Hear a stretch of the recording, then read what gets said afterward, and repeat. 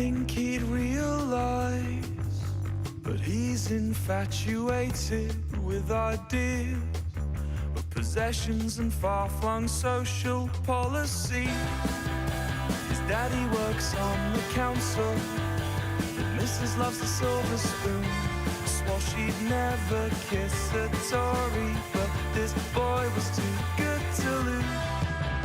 And now listen carefully, with ears pressed to the floor as you make your way downstairs. You haven't got far to fall. Now it's red, now it's dead, now it's everything she needed. Now it's for open doors, pillows pressed on the knees. Now it's a sad, sappy sucker to ensure happy ending.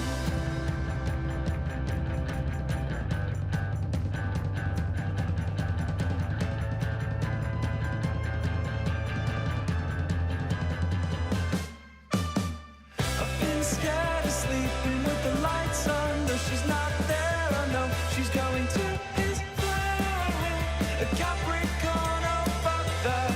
This is sex sells and all that. I've been scared of sleeping with the lights on, no she's not there. I know she's going to his flat, a Capricorn, oh fuck that. They say sex sells and all that. You could buy my silence if you've got none to lose, if he's still infatuated with the truth. So will you do what's easy, or will you do what's right? Please just could you let me know, where will you sleep? Hey guys, welcome to the stream. Woo. I hope everybody's having a great day today. But let's get started. I don't know where my mouse is. It's no longer here. Can I have my mouse back, please? No? Okay. Oh, I have a mouse on stream, but not on my screen. Okay, let's do that. I don't know where my mouse is. Hold on. How's it feel to be so loved? How's it feel to be so loved yet so alone? Come on. Why isn't my mouse doing mouse stuff?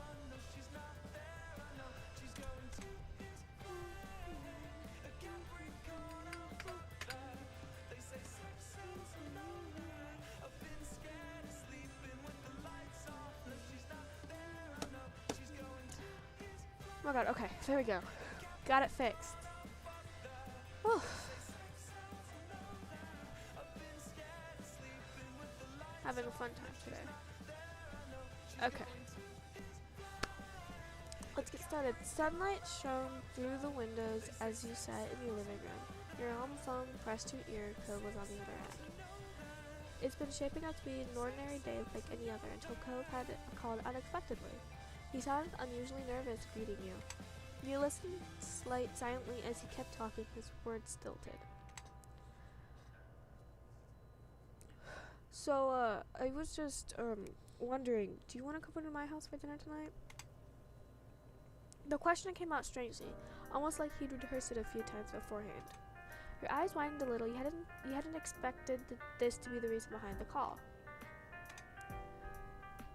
Yeah, I'll go. Can I have my mouse back? That's all I want. It was, huh? Oh.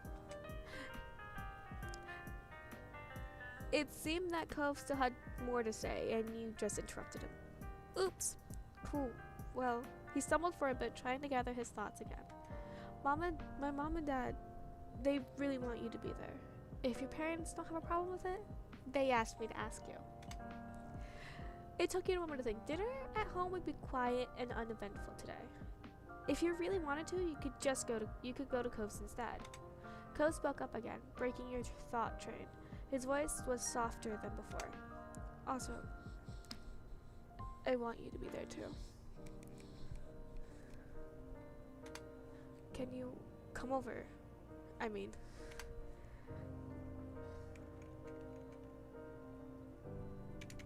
Yeah, I can come. Thanks, Mystic. I'll let them know when I can. He sounded noticeably relieved by your response. Was you coming over for dinner today that serious? Apparently it is. He spoke to you for a little while longer to explain what time to come over and other details, then hung up. And that was that, for now anyways. Soon enough, the sun dipped out of the sky and evening came. It was time for you to head to Cove's house. After letting Elizabeth know that you were leaving, she didn't look away from the TV, just grunted at you. You made the small journey across the street. You knocked a couple of times on the heavy door to their condo. As you waited for an answer, you found yourself contemplating being a guest while both of Cove's parents were there. I forgot his mom was over. It was exciting, it was apprehensive, the idea made you curious. You didn't really think it'd be especially interesting. It was apprehensive. You didn't know what to expect from this dinner party. You didn't get too much time with your thoughts, though. The door opened soon enough. Cove's mom, Kyra, stood in the frame, smiling warmly at you. Hey, Mystic, welcome. Please, come on in. She opened the door wider and moved to make room. You stepped inside, allowing her to shut it behind you. Thanks so much for coming over. I know it was kind of last minute. It's alright. Thanks for inviting me. Of course, just make yourself at home. It's not my home, but I've been given permission to say that. Hey, Mystic, welcome to our humble abode. You jerked your head towards the sound of Mr. Holden's voice. He waved at you briefly from the kitchen, his back turned and a large spoon in his hand. Hope you're hungry, cause I'm whipping up a lot of tasty stuff. Well, glad you are.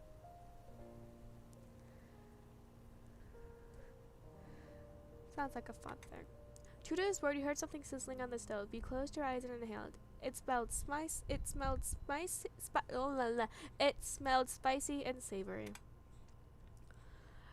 With Mr. Holden busy and Cove nowhere to be seen, it was just you and Kyra. She gave you a wary smile. I think Harry's supposed to say that. Not for you, human. He sure is. Well, I've been barred from cooking the entire time I'm staying here. Can you believe that? She nudged you with an elbow. Mr. Holden scoffed good-naturedly, then spoke from over her shoulder. You're on vacation, Kyra. You need to accept that already. She yelled back, amusement obvious on her face and in her tone. People still cook when they're on vacation. Everyone's gotta eat. It's not like I'm some celebrity who can go out for every meal or hire a private chef. Well, in this house, you're a VIP. Kyra smiled and shook her head quietly. Then she turned to face you once more. Sorry about that, Mystic. Here I was just trying to strike up a conversation with you, and Cliff just had to butt in. I didn't butt in. She eyed him, chuckling in disbelief. He wasn't exactly disproving her point with that. Kyra leaned over you to whisper. It's okay. He likes to be included. But since Clifford insists on cooking all by himself, he'll have to wait. The two of us can chat. Her next question continued to be said in a hushed tone just to be safe. So, how are you doing? Oh, I'm good. I'm doing good. I'm good. I'm good. Kyra didn't seem too convinced by your awkward phrasing, but she nodded anyway. She opened her mouth to say something more, but some slightly pounding footsteps caught your attention. You checked to see if Cove emerged from the hall a few moments later. He must have heard all the commotion and left his room to see what was going on. He quickly took stock of the situation. His cheeks tinted pink at the sight of you standing in his living room, and his hand came up to rub his arm almost bashfully. Mystic, you made it! Thanks for coming! Cove's voice was unnaturally loud, as if he thought you wouldn't be able to hear him from where you were, only a few feet away. Hello, Cove. You gave him a shy wave, then felt stupid for it. You put your arm back down. It was when you glanced away from Cove that you spotted his parents watching the two of you interact. Cove noticed the stairs too, meeting them with narrowed eyes. Are we having dinner now? Not yet, but I'm still cooking. Alright, I'm gonna go back to my room. As he turned to leave, he bent his head to the side to face you. You coming? The question was quiet, but you heard it clearly. You smiled, pleased that he asked, and nodded in the affirmative. Cove turned fully and made his way down the hall. Have fun, you two. We'll call you when food's ready to go. With that, you followed after Cove. The two of you made your way down the hall.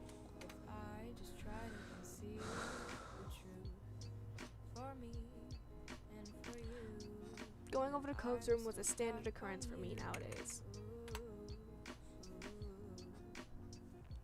Cove got to the door first, opening it and stepping inside. You joined him. There was a mat on the floor in front of the door. As you stepped over the threshold into his room, you felt the crunch of the sand between your feet. The sensation was nothing new to you, of course. Cove constantly came back to his room covered in sand, not bothering to clean himself off at the front door, and got all over his personal space.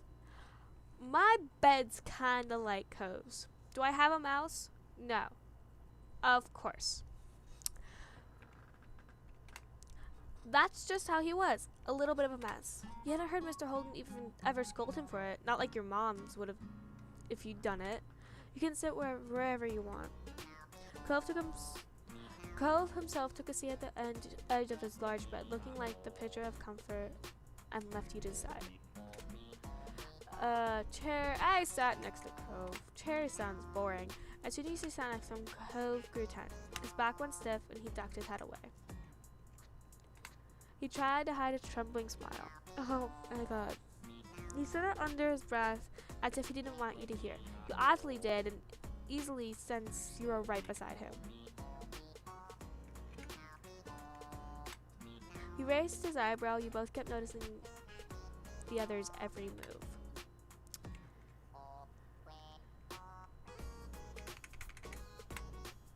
What? Cove clearly he hadn't expected a compliment. Somehow his flush grew worse, spreading all the way down his neck. He fumbled for words. I'm not. That's. He gripped a blanket underneath him and searched for something more to say. Did you see my fish? I got some in a tank right there. Cove threw both hands in front of him, direct your eyes towards his pets. He was trying pretty poorly to change the subject. That much was clear. You decided to show him mercy and allow it. He started to watch the bright fish swim. There was a bunch of them floating to and fro in the open space. They stood out starkly against the green aquamarine plant. Aquarium plants, not aquamarine. How long have you had those fish? My dad bought them for me not very long after I moved here. I guess it's been years now. Wow, that's a long time. You peered carefully into the tank. The fish looked to be doing well. He must take really good care of them. Most of them are small, but there's one especially big one. What's their names? I don't need them. Well, not really. He lifted an eyebrow at that. He continued the explanation sheepishly. Mostly I call them things based on what they look like. Squirt for the small one, tangerine for the really orange one, that sort of thing. I've had a lot of fish, I'm not that good at coming up with names. Who knew that was a weakness of his? It was an entertaining revelation. A couple of them have other types of names. He pointed at a small orangish red fish. It was minding its own business away from the others. My dad named her Dreamcatcher, and that one's Mark. Mom came up with that one. Cove smiled to himself, his eyes reflecting the glow from the tank. You let other people name your fish? Yeah, it's nice. Then he turned to you, tilting his head to the side. There was a considering look on his face. Do you want to name one? Can I? His smile grew a little at your interest. Sure. There's a few who don't have names right now. The newer ones. You can pick which one you want to name. He pointed at each of the recent acquisitions out to you. The first was the smallest fish in the tank. It was completely orange with a zip that zipped all around the place, running laps around the others. The second was slightly bigger and red, the tail dotted with black spots. It almost resembled freckles. The last fish was his biggest one. Multicolored scales rippled under the bright light of the tank as it slowly made its way across the vast expanse. He went with the medium fish. Cove only nodded at your answer, waiting on you to decide a suitable name. You watched the fish as you choose closely. As you did, a name eventually came to you.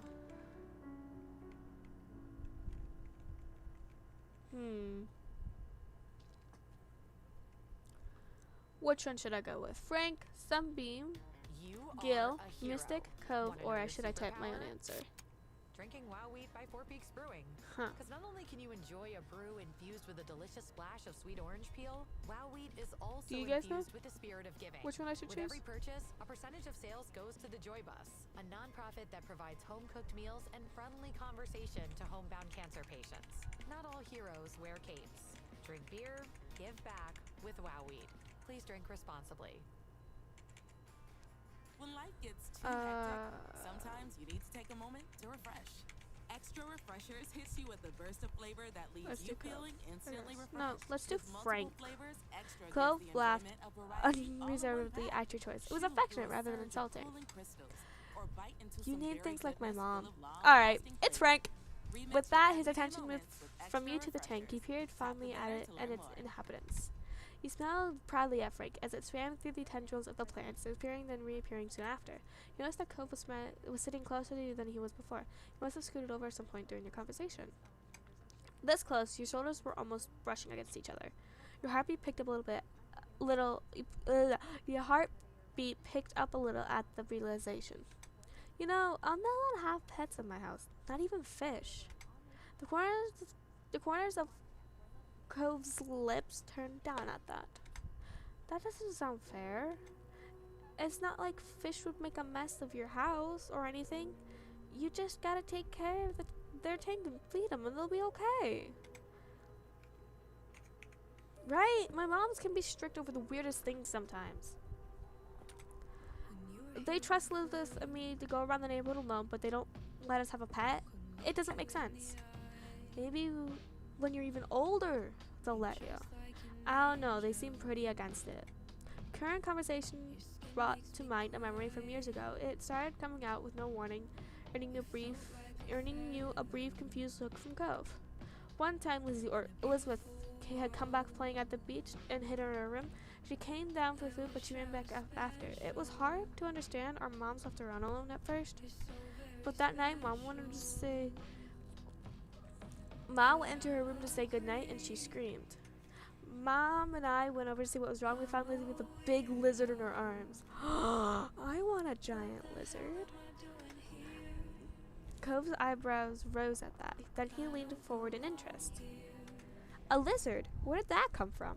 Elizabeth said she saw it half buried in the sand and didn't know what it was. She picked it up to find out, and then she brought it home. She hid the lizard in her room for the whole day because she wanted to keep it. Mom and Ma were upset at her. They worried about putting it out during the night, but she was going to have to let it go in the morning. Lizzie was really sad. She did release the lizard, but she wouldn't talk to anyone for days. When she did stop being unhappy, it was almost like it never happened. You shook your head, thinking back at that time. Elizabeth had always been stubborn, but when she was younger, she forgot grudges quickly. Now, it wasn't so easy. Cove had been quiet for most of the story, apart from the reveal of the lizard. He had a thoughtful look on his face. I can imagine what it'd be like to have a sibling. You gave serious thought to his statement before you told him. It's fun. There's ups and downs. You're lucky to be an only child. There's ups and downs. It's fun to have her when she wants to be there, but now Elizabeth barely feels like hanging out with me. Cove pursed his lips at the words, considering them quietly for a while. That's interesting. I think your family's cool. He didn't have much else to say, though. Well, on the topic of your family, consider your relationship with your moms, too. They were absolutely the best. Couldn't even consider having another opinion. You couldn't have any better parents. Well, say what you want about them, but at least your mom's never tried to pay someone to be your friend. Oh! We brought that back up? From the first? From when I first met Cove? We brought that back up? Ah! Forgot about that. The thought prompted you to look over at Cove. He probably still didn't know what happened. You'd added that Mr. Holden mentioned it and you never had. You wondered if you should tell him. It was a long time ago, but you were keeping it secret from Cove.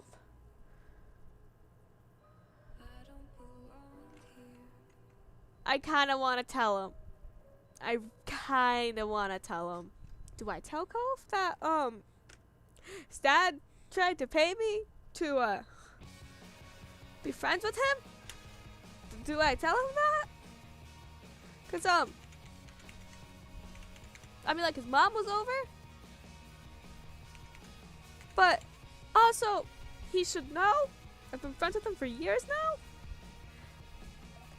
And did I ever accept that money? I don't think I accepted the money. I'm like, okay, I'm gonna be friends with him without you having to pay me, sir. But do I tell? I really want to tell him. What do you guys think?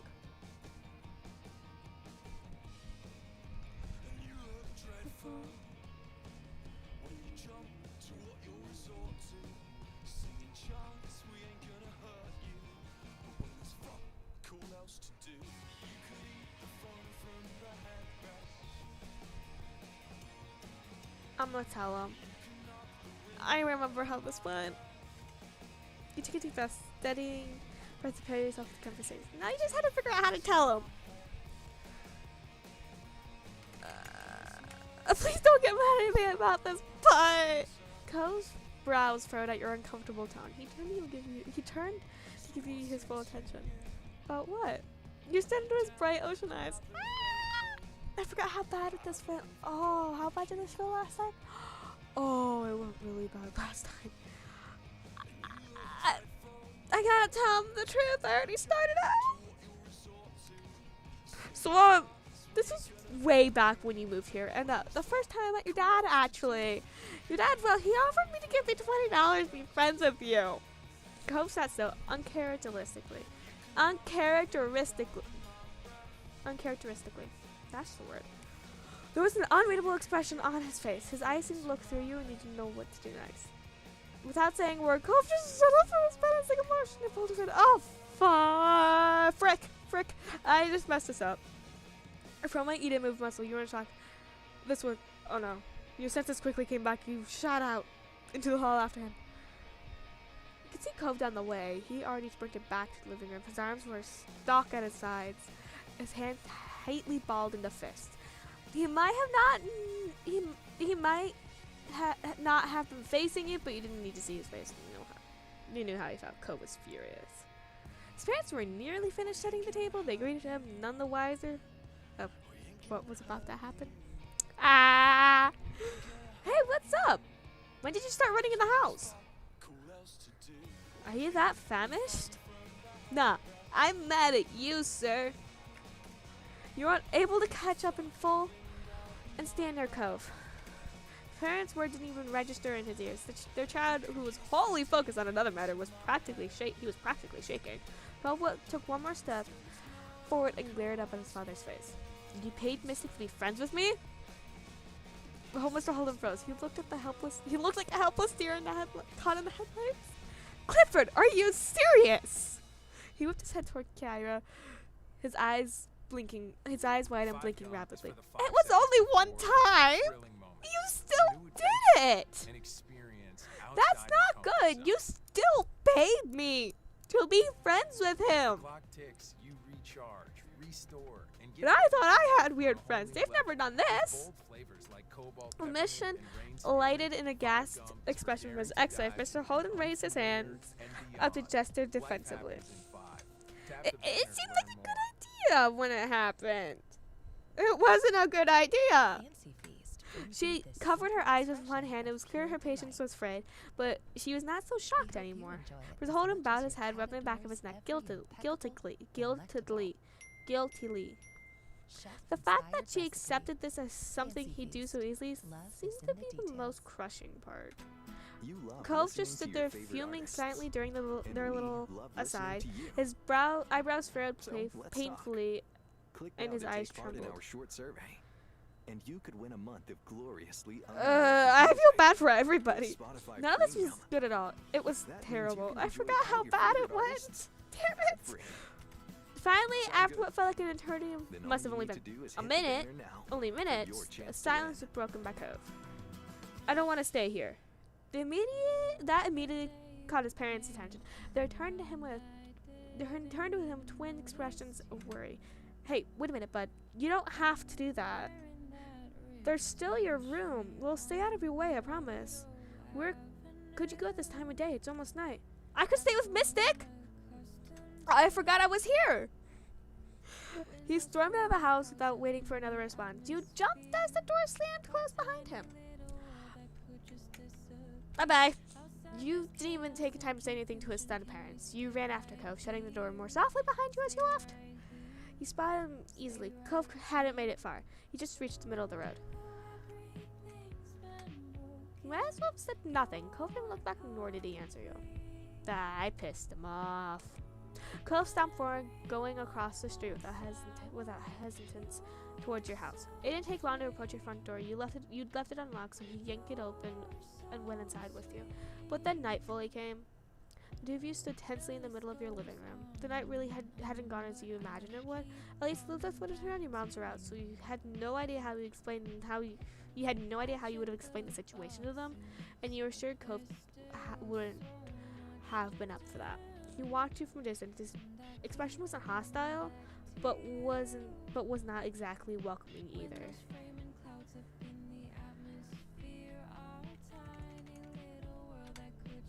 Cove shifted so his back was to you, then he crossed his arms over his chest. Are you mad at me? To your surprise, he actually responded. What? No! I wish I'd known before. But I guess there's never really a good time to bring something up like that. You're not the one who did anything anyway. His tone was clipped with insulting, though it was fully clear that none of the negativity was towards you. We're actually friends, aren't we? It doesn't matter if you took it or not. You wouldn't have pretended years just because of Dad's money. You nodded your head furiously at that. If there was one thing you didn't want this realization to do, it was to weaken your relationship. Of course we're friends. Cove seemed appreciative of your reassurance. The furrow in his brows eased a little. Yeah, we are. I'm definitely not mad at you. I should thank you for not letting him get to you. And thank you for telling me it happened. My dad would have never would have. He's always like that. He just does things. He never asks or tell me about it or anything. Cove threw his arms up, his features twisted in frustration. There was already that thing with my mom coming to stay with us for the summer out of nowhere, and then it was supposed to be a surprise I'd find out about. But who knows? Who knows what other things he's done that I've never heard of? Does he actually even know how to think about what someone else might actually want? Oh my god. What someone else might actually want? He paused to take a panting breath, scowling.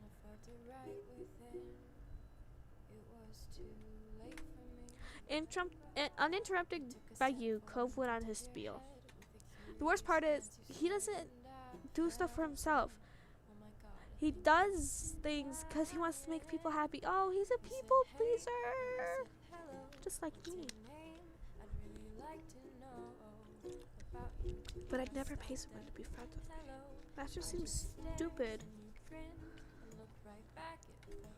Cove blinked rapidly, and you noticed tears were gathering in his eyes when he spoke again. His voice was heavy with emotion. But he just makes everything worse. Then he's really sorry for it, and then it's like it's all your fault for not being happy. And that he was at least trying. And what if all his plans and always being so pushy did change things? What things? Cole finally met your gaze, his bottom lip trembling. You realized that he was referring to you and him. What if what he did made you stay away from me before we even got to know each other? His voice cracked as he forced himself to speak through the tears that began to fall in earnest. He did everything he could to say it, but the words were barely a whisper. Mystic, you were the best thing about coming here.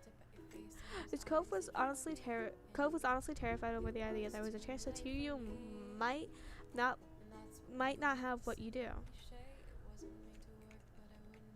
Cove readily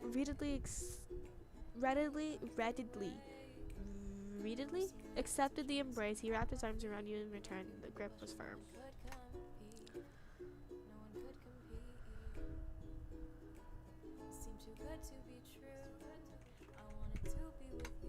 His cheeks, his feet,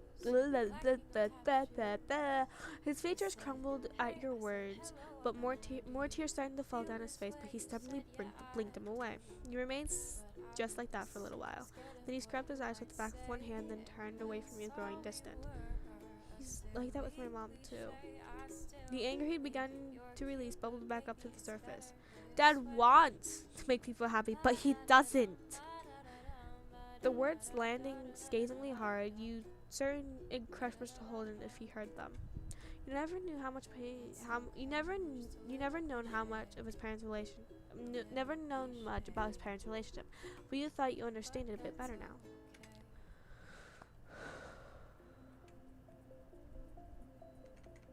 Here for you, buddy. Cove just looked at the ground. As the two of you were stifled by the quiet, a thought came to your head, abrupt and sudden. I ran to the house behind that house, and Mr. Holden waited for you to come back while my mom took the park for you. That was when I met you for the first time. After he talked to me about you, Cove lifted his eyes just enough to see you. His head remained low. I remember too, when we first moved to Sunset Bird, I felt like I'd lost my whole life. Maybe that's why he wanted to help you start a new life here so much. His eyebrows scrunched up and he seemed on the verge of tears once more. It was obvious Cove didn't want to think about his dad in that way. It was hard, but it was also hard not to right now.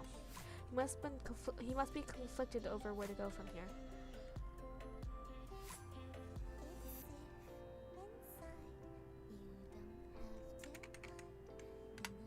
Cove smiled thoughtfully. He didn't say anything, but you had a feeling he appreciated the support. I'm going back home. Yay! His face was set in determination. There was no way you could tell him to do anything else, even if you wanted to, so you only nodded. Thanks, Mystic. I'm sorry about all this. Can I come with you? Yeah, why wouldn't you go? He smiled lightly. Just checking. Cove nodded and headed outside. You followed behind him. Once again, the two of you made your way across the street towards his house. He didn't pause at the door. He just opened it wide and went in. Cove's parents were sitting at the table, their heads bowed in silence between them. They snapped over at the sound of the door, relieved to see Cove's return. Mr. Holden stood up so suddenly his chair squealed across the floor. It squealed. Cove! Kyra got out of her chair as well, but less dramatically. How are you feeling, baby? I wanted to talk to you. His parents looked over at him, their features soft. Cove instead snuck a glance at you. You stared back solidly, hoping to convey your support with your eyes. It must have worked because Cove stood up a bit straighter. Cove then fully faced his parents. Mr. Holden stepped forward cautiously, his expression twisting in dismay. I'm so sorry. I should have never done something so stupid. You think? It's okay. It really isn't.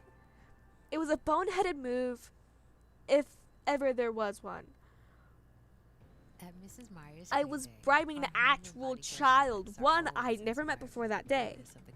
Cove almost cracked a smile, but he quickly regained his composure. But then it isn't. But I want things to be okay anyway.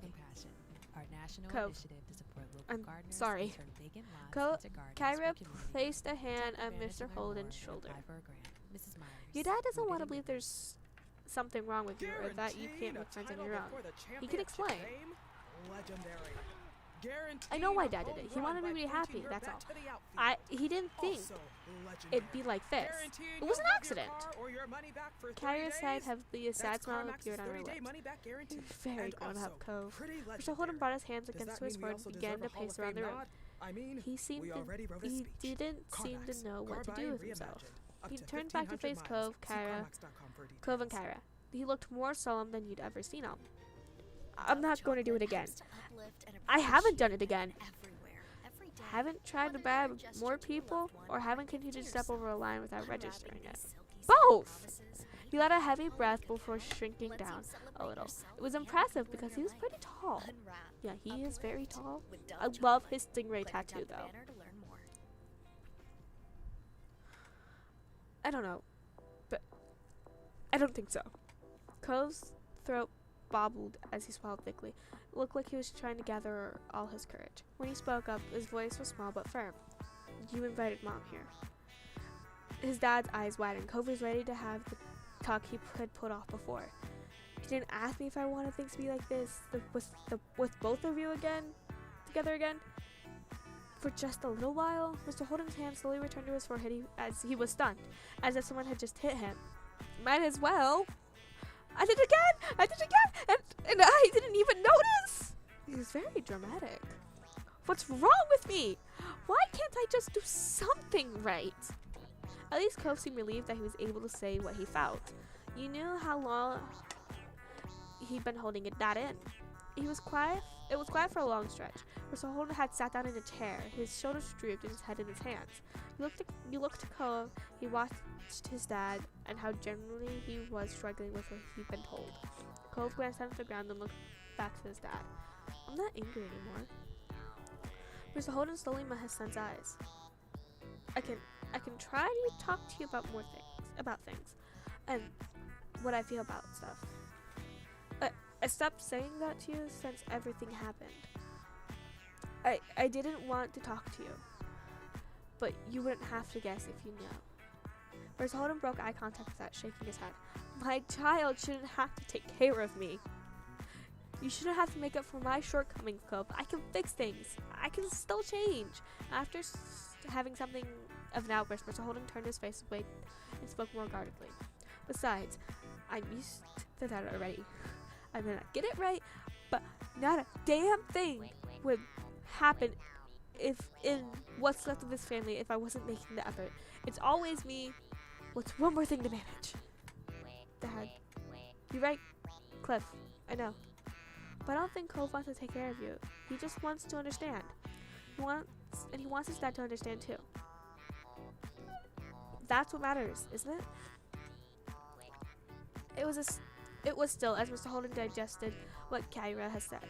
He stared down at his empty hands held out in front of him. When he looked at Cove again, tears glimmering at the corner of his eyes.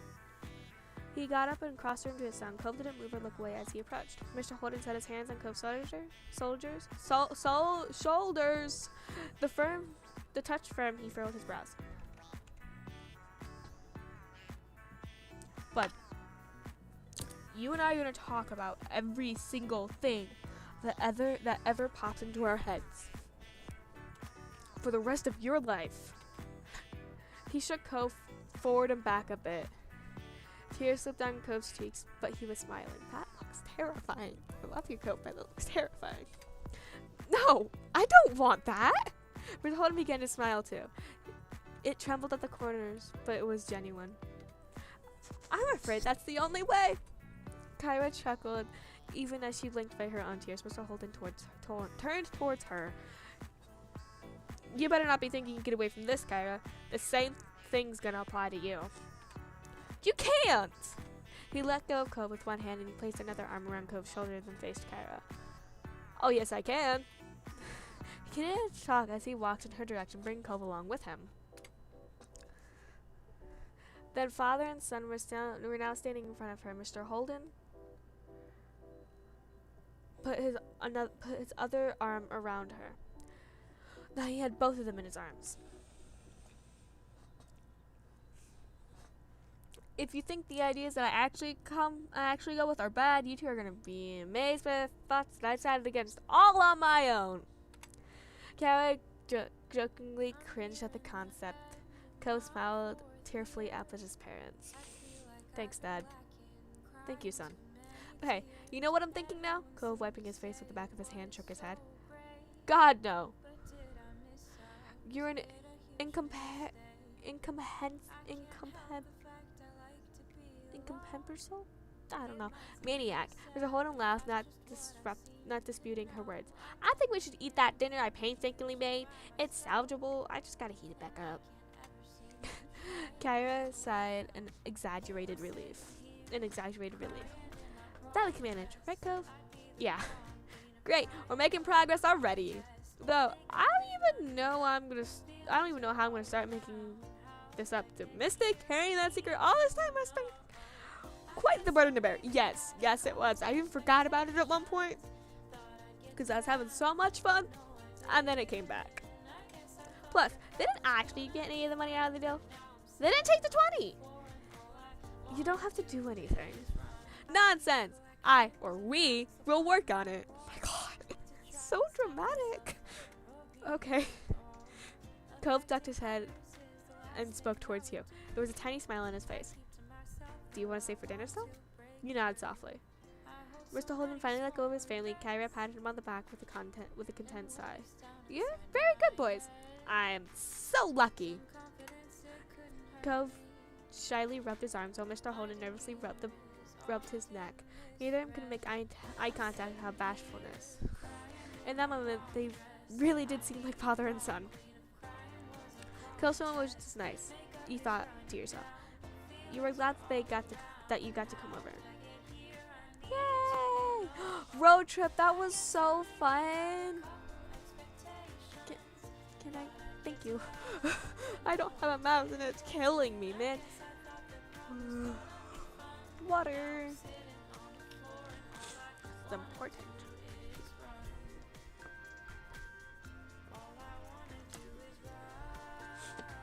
Even though you were awake, the sun had barely peeked its head up above the horizon, and the sky above was still dark, though lightning by the minute. Oh! I've had mornings like that.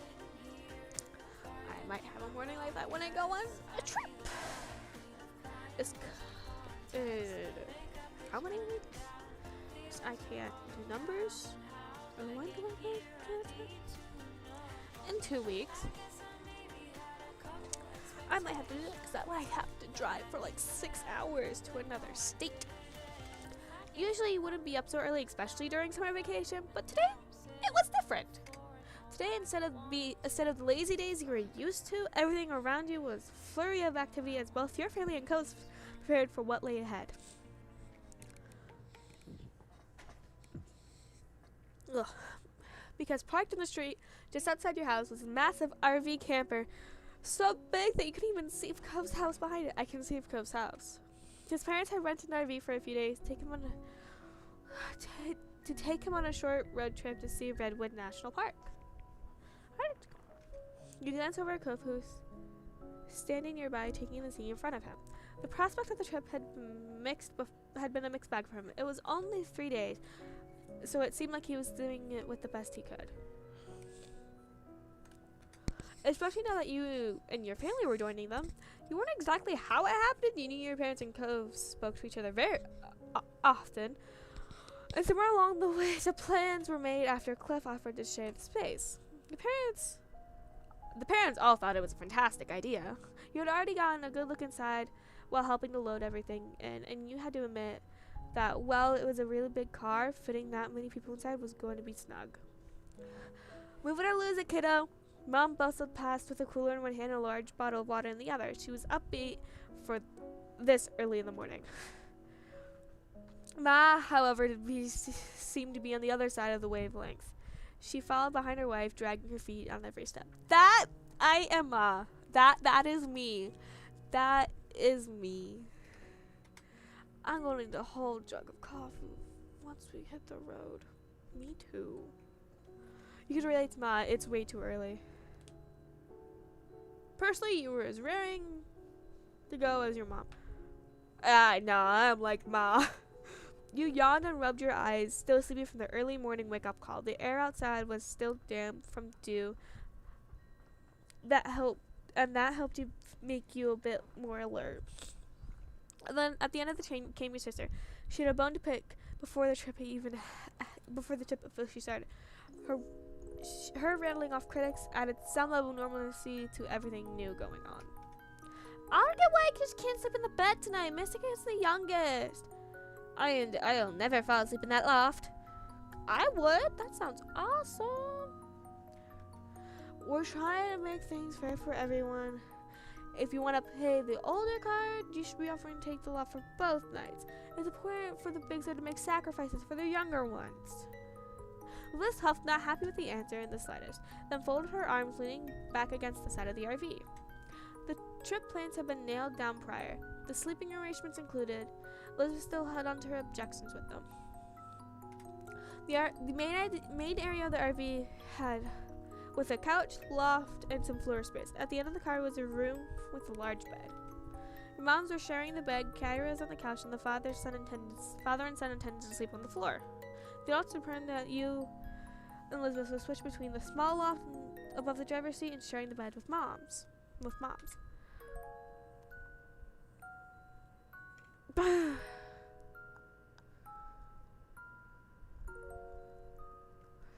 Cove should not have to sleep on the floor. After all, it was supposed to be a trip for him and his family before yours ended up coming along too. Now he's been kicked out of every bed space and put on the floor.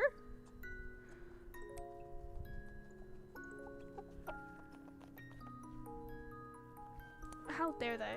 There had been another way to organize things, so it was better for him.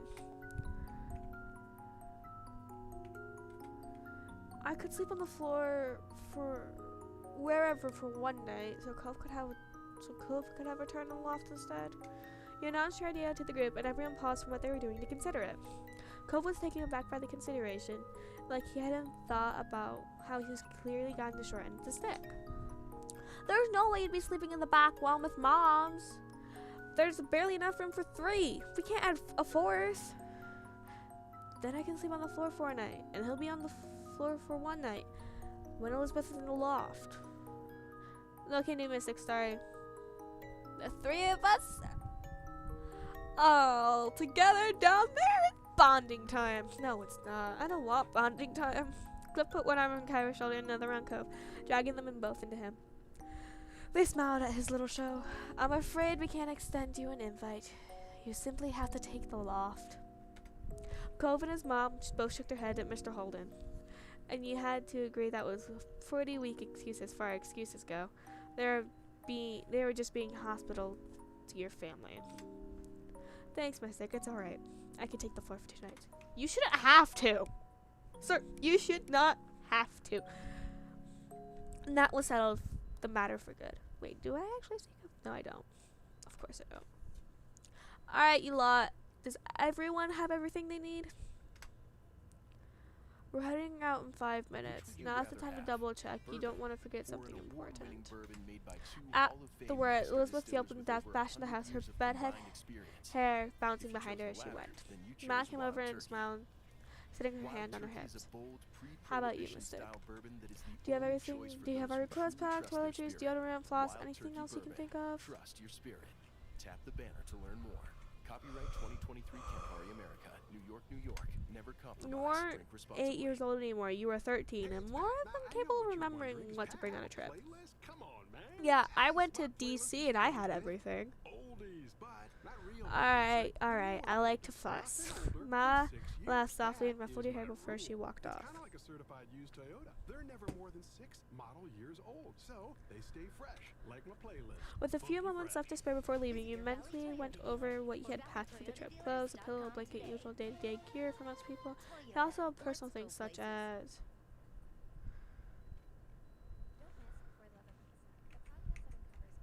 a couple things to read. You packed some of your old favorites and one you've never tried before. You needed plenty of time for them both on such a long drive. You had been prepared in case you saw something to sketch in the park, or if you just wanted to write anything down, or if you needed pastime just doodling. A portable gaming console, me and Clove will love that. The drive to Redwood National Park would take an entire day on the way, so you wanted to make sure you had all you had a way to entertain yourself while traveling there and back. An MP3 player with headphones. With so much time spent going to be driving in a car, you wanted to make sure you were able to have some music to put on. My camera. It was just a little pocket camera you had gotten from your mom, but you couldn't miss the opportunity to take some new snaps. And I don't need makeup. What would I do with a ball? And that was everything. Here, let me take that for you, Mystic. I'll stow it in the RV. There's a few spots left. It'll fit. You let Kyra take your bag and gave her a grateful smile. With nothing left to do, you watched the others get ready for the trip. Kyra and Cliff seemed to have the most energy of anyone.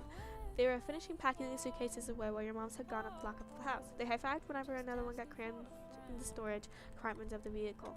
Even though your own parents were more low-key than Cove's, you could tell that they were both excited for the trip. It had been a while since your family had been away anywhere together. Liz skipped towards the RV, a bag slung over her shoulders, and you're surprised that she seemed more optimistic about the whole ordeal now. Usually she wasn't one to exit the confines of a room unless it was for TV, food, or to leave her family behind to be with friends. You would have thought the 3 whole days packed in an RV with 6 others would be too much for her, but it was a nice surprise. You suppose any vacation was better than no vacation in her mind. Cove had gotten pretty quiet. Cove had been pretty quiet so far, and more than anything seemed to be overwhelmed by the situation.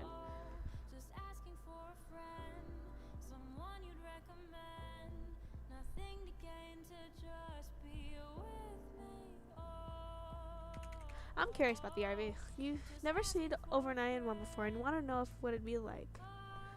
Soon miscellaneous remaining tasks had all been wrapped up. Everyone piled on the RV and it was officially time for the trip to start.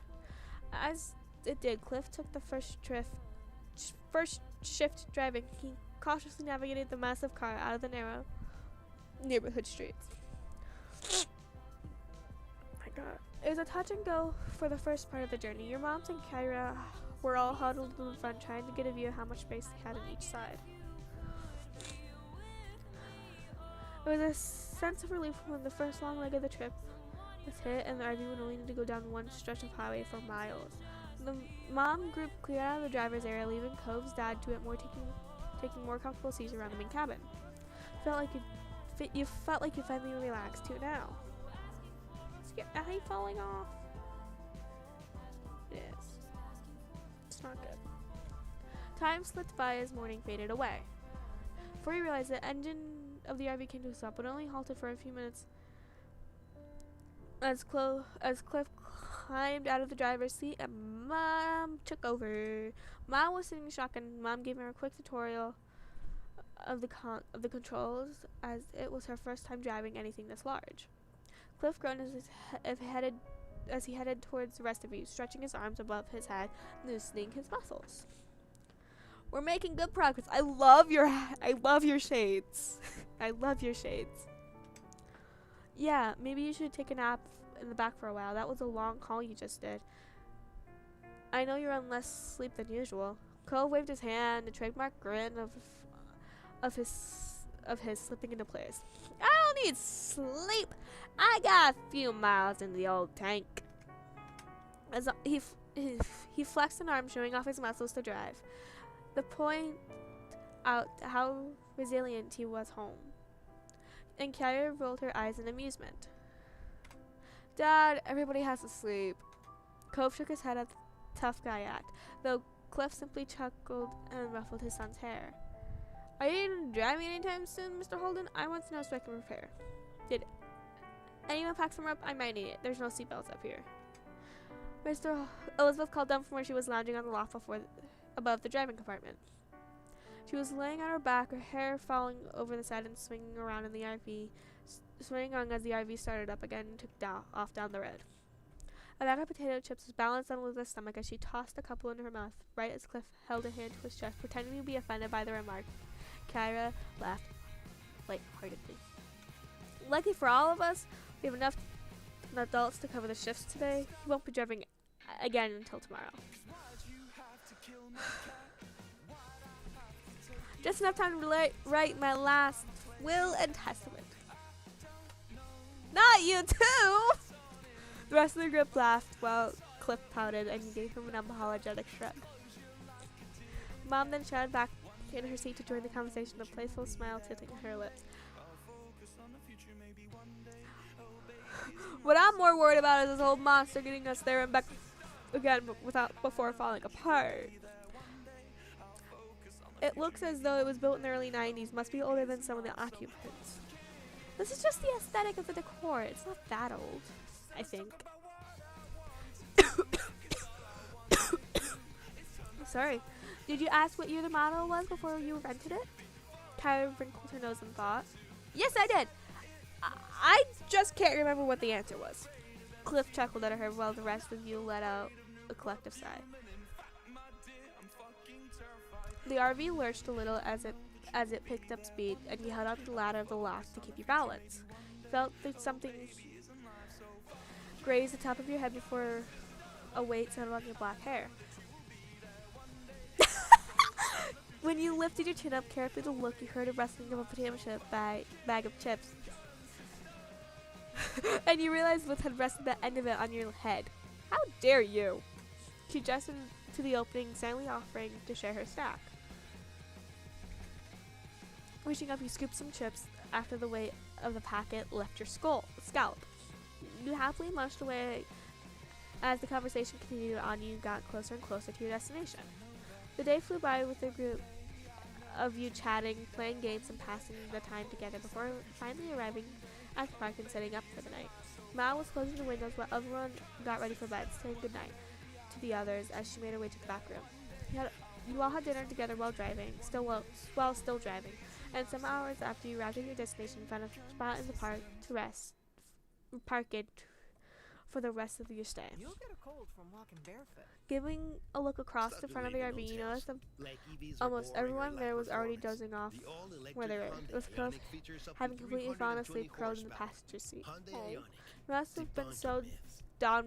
You must have done so while Kyra was driving the last leg, and they had decided not to disturb him.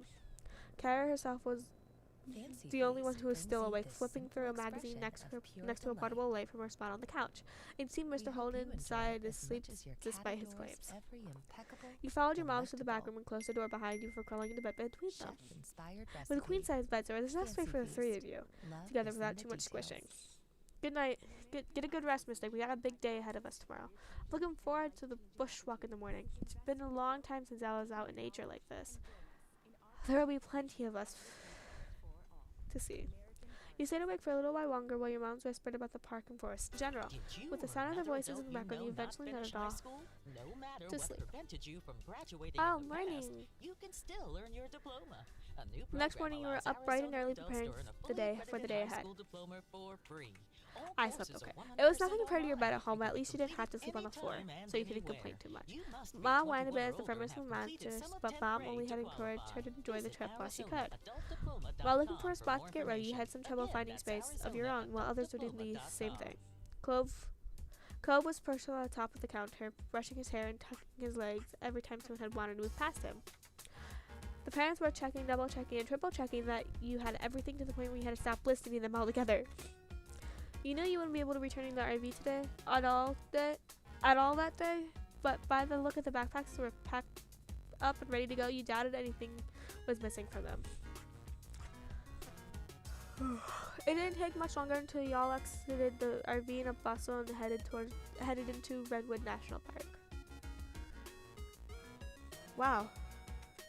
Clove had its head tilted up towards the canopy of trees, his eyes wide as he looked at the massive trunks on either side of you. You knew the redwood trees were considered the tallest trees on Earth, but you weren't prepared for exactly how huge it would be in person.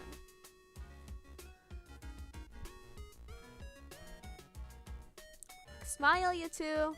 You spun just in time for Kyra to snap a picture of you and Cliff together before she pointed her camera at Cliff, trying to get a shot despite his weak protests that she should, just to enjoy the moment. Your parents were walking behind the group a little, with Mom telling Ma some information she had read about the park in a brochure. Ma listened happily while looking around and taking in the sights, every now and then asking a question or making a joke about something Mom had said. You smiled at them, thinking your mom must have read a lot of pamphlets and knows so much about the park. Maybe you should come and work here as a tour guide if you know so much about the place. Elizabeth teased, earning a squeeze on the nose from your mom. She seemed to be enjoying herself, but you thought that might just be because she was amused by everyone else's reactions.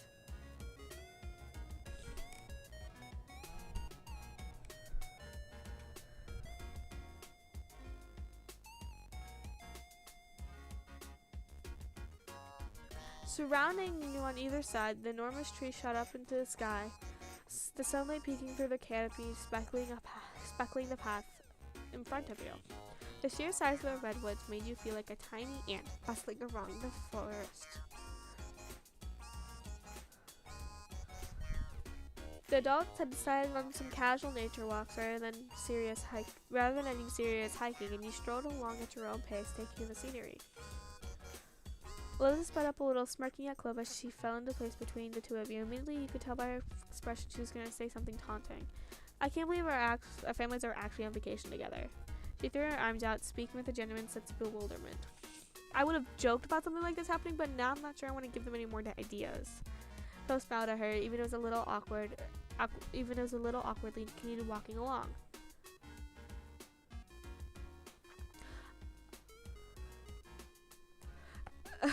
Just watch. Next she'll be talking about their new amazing idea. She put a fake voice deeper than her own. We should just sell both our houses and move in together. Think of how much we'd save on the mortgage. It was clear that Liz had been being sarcastic. Clove just simply shook his head, not really bothered by her. You suppose he was used to it by this point. But seriously, they really do act like we're a single family just because we live across the street from each other. Elizabeth gave you and Cove a look, her eyes glinting with mischief as she leered at you. Maybe one day we'll be related, legally anyway. She said it, though she was a gossipy old lady. She almost immediately dropped the tone nonchalantly and nonchalantly said her real thoughts. At least, that's what Ma thinks. Cove blushed, which made Elizabeth smile triumphantly, as though that was her whole purpose for teasing him. He mumbled quietly, refusing to make eye contact with either of you. I don't know why you think you're so funny when no one else does.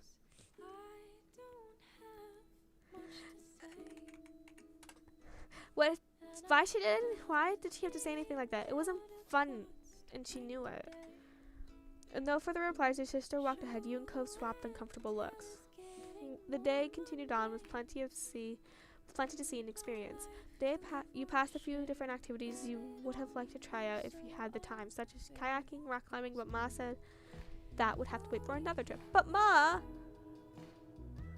I want to go kayaking.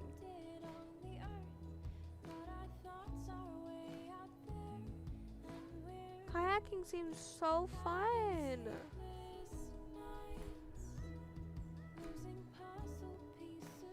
There we go. I had to fix my stream thingy on my laptop. There is a little stream during the walk that you had sat beside and set out a picnic for lunch, nibbling on a selection of fruit sandwiches and chips. Various birds flew by overhead, and you made a game of guessing the species that were hanging out in the trees nearby. You even managed to get a couple of them right, including a kingfisher that grabbed half of Cliff's sandwich. Oh, that is so funny.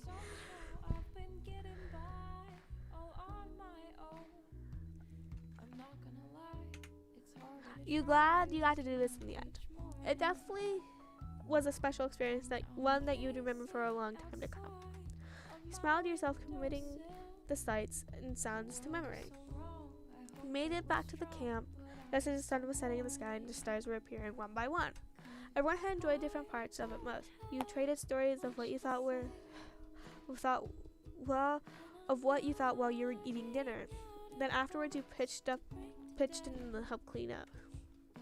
You, along with Elizabeth and Cove, got to head back to the RV early and get some time together while the parents stayed outside longer. It was nice to have the space to yourself after a cramped journey there, and Elizabeth had locked herself in the back room with her headphones, and you and Cove were left in the main area lounge. I'm hanging out with Cove. I guess we should figure out something to do. You took a seat on the sofa while Cove sat down on the other end, tapping his fingers against his knees. Your cheeks warmed at the thought, a little at that. The butterflies in your stomach were out in full force tonight. You'd seen Cove nearly every day for the past 5 years, but seeing him in a jacket was still something unusual. In Southern California, he could get away with that. It was a simple difference from his normal style, but you couldn't help noticing the way he looked. I just moved my laptop. It made you feel incredibly awkward to be thinking such things. Why did you have to be like this? Because I am. When Cove cleared his throat, your eyes snapped onto his. He had an eyebrow raised and clearly caught you staring at him. Is everything okay?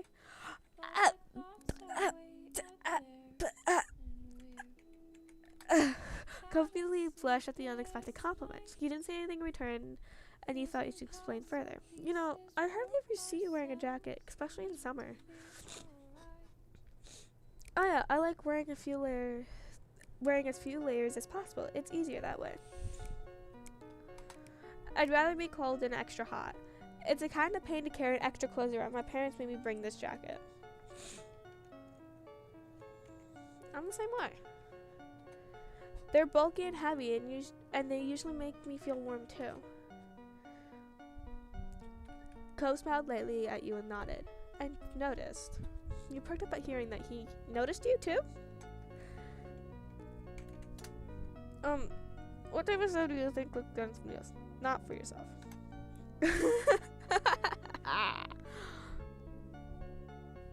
Cove widened his eyes at the question, and his defensive reply seemed to slip out. He had a chance to actually. He'd had before he'd had the chance to ask proper nothing. A short laugh escaped you. You stopped yourself quickly with a hand pressed against your mouth. Come on, that's not what I meant. You composed yourself and sat up straighter. All traces of laughter disappearing from your face. Answer with what you mean then. Isn't there anything at all you think looks good on when you see it on somebody? Cove mumbled under his breath, and you couldn't quite catch the words. He was having a hard time with the subject.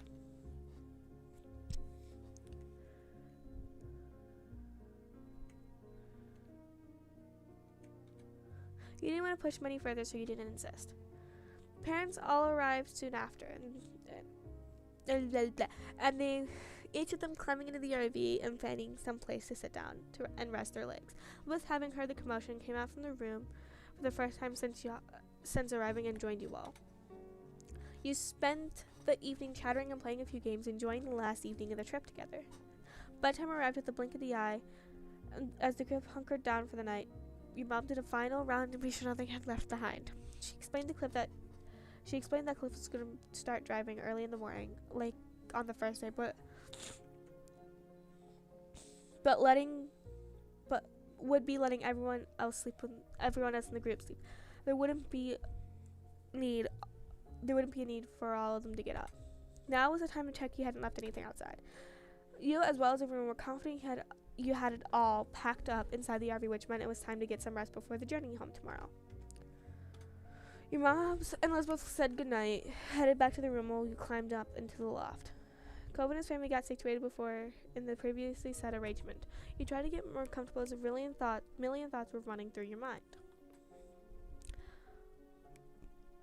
It was hard to believe that the trip was practically over, and before you knew it, you'd be back in your own bed at home.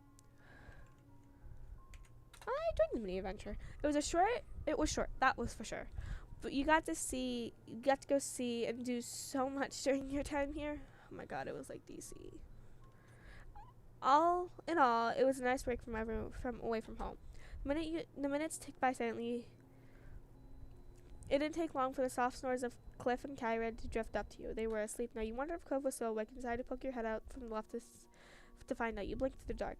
Looking down in the hall, you noticed Cove laying on his back, his eyes staring up at the ceiling. His seafoam hair was spread out on his sleeping bag.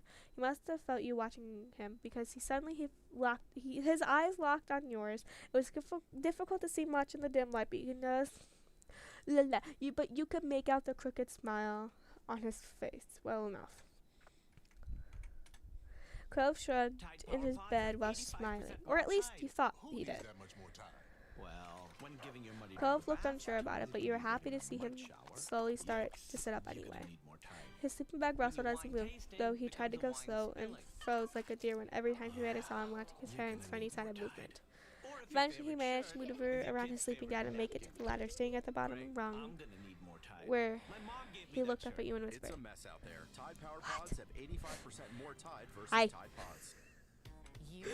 Cove shocked shook his head in disbelief. You could see the hint of smile peeking out. Drinking Wow Wheat by Fort Beach This is Brewing. something I would Not do, only can though. you enjoy a brew infused Good with a night, delicious Mystic. splash of sweet orange peel, Wow Wheat is He also turned infused around with and the spirit crept of back giving. to his With spot every on the purchase, floor. a percentage You of laid down, sales goes to the shuffling Joy on your Bus, back and a looking up the nonprofit that river provides set in the home-cooked roof meals and friendly of the RV conversation through the to dark. homebound cancer At some point, your patients. eyes grew Not all heavy and you heroes wear gently drifted capes. off Drink into a beer, deep sleep. give back When you with woke up the next Wow morning, Wheat. it was Please drink to the rumble of the responsibly. RV as it traveled Hey, the long journey I home. know what you're Still wondering. blinking Does Pat have a sleepily, playlist? you Come on, peered over the man. edge of the Pat's loft, playlist grabbed is a glimpse of filled what was happening. Cove was sitting with his mom on the couch, and two were talking quietly. He must have noticed you moving around up there because Cove's ocean blue eyes snapped towards and gave you a smile.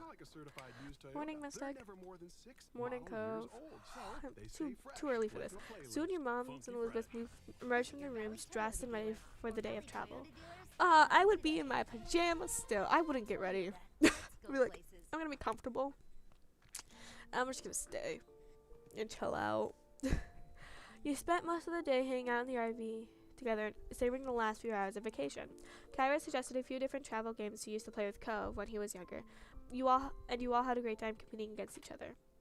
When the RV finally pulled into your street, it was well into the night, and you were looking forward to crawling in your own bed after the last few days away. Everyone else must have been feeling the exact same thing, because it was mutually agreed that unpacking and cleaning the RV would wait until morning. Once home again, you went straight up to your room and dropped in your bed, shoes and all. Felt weird to be alone. You had gotten used to having all the others around you at all times, as well as the rumble of the RV. It felt oddly quiet being by yourself. With those last few thoughts, never mind, it wasn't long before you dozed off to sleep. Tomorrow, life would go on like normal. Summer ends.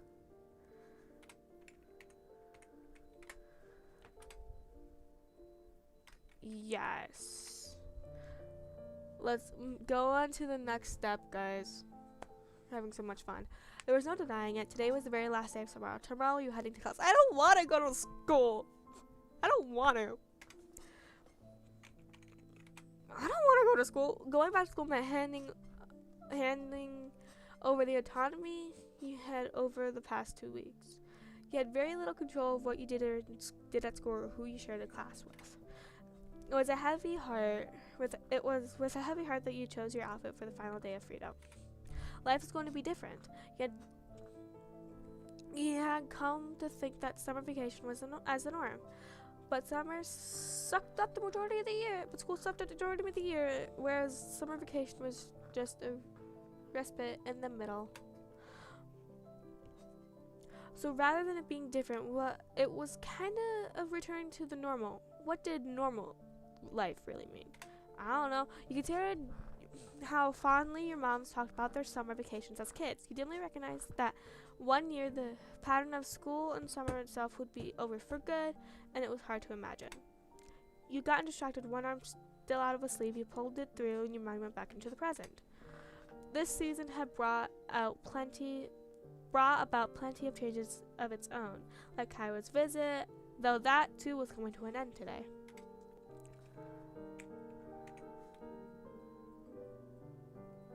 Hey, she's cool. She was interesting to be around, and you liked how easy it was to talk to her. You finished dressing, which was good. Cove would be there any moment. You agreed to see his mom off together. Initially, the plan would he come over to bring you around to his house when she was ready to set off, but you both knew that you'd be hanging out for at least a little while beforehand. Kyra's visit had troubled Cove when it first happened.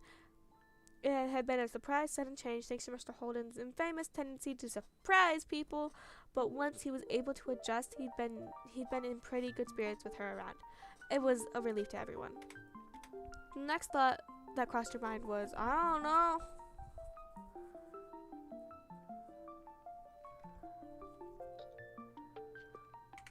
Hey, let's go wait for Cove outside. We couldn't wait to see Cove, so you went downstairs to meet him when he arrived. You bounded down the stairs, your hand gliding over the rail. You wanted to make sure you got there first. If you didn't hurry, Moms might answer it. It was only a few minutes later when the doorbell rang. He had chosen to stand by it, decided to wait for Cove. There was no delay in pulling it open. Cove was there, just as you expected. Seeing you, he flashed a bright grin. Hi, Mystic! Hi! Oh, sorry. Smiling, You beckoned him to come in and follow you upstairs. Back in your room, you sat down on your bed and waited for Cove to settle in as you knew he would. With other guests, you might have offered him a seat, but you and Cove were long past those tentative stages of friendship. Your room was familiar to him as his own. You watched as Cove sat down on your desk chair. He preferred his preferred spot. He rolled it closer to the bed to make it easier to chat, tweaking the angle so that he was facing you fully. Once happy with the position, he leaned in towards you, his hands held in his lap. His actions weren't the ones of someone who planned on moving from his spot anytime soon, though you had an appointment to keep together that day. When's your mom leaving? We've got some time. She's still got showers and stuff before she goes. She didn't want me to just keep hanging around while she's doing all that. He lifted his head, gaze drifting through the window, and chuckled. I can't believe she's leaving already, just when I was getting used to her being there every day. He leaned back in his chair, wary smile tickling his cheeks. Time's going by so fast. He cocked his head thoughtfully before shrugging. He ran a hand through his hair before shaking his head, as if shaking off the topic like a dog whipping off water following a dip in the sea. Or just because they're stupid and they fell in a lake. The conversation lapsed into another comfortable lull. Cove swung his feet underneath the seat of the chair, eyes resting on you. Having him over here was so nice. No matter how you spent the time, you always felt better being in his company. You couldn't help but adore him, both as a friend and in a way that plucked your heart, a vague yearning for more. Maybe it was because summer was almost over and your feelings were almost rushing in on you now, like high tide at the end of a long day. Summer was such a meaningful time for the two of you, not only because it was when you first met, but because it was a season where you could spend almost entirely as you pleased, and both of you chose to spend it together.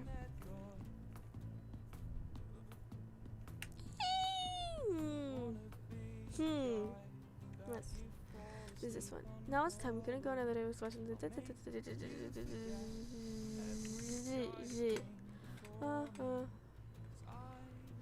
actually read these. Words of affection. Let's do that. It was best to direct with Cove. You didn't want to leave some room for ambiguity and misunderstanding in such an important moment. Right from the original summer when you first met, Cove has always been special to you in a way that no one else ever had. You want to make that clear.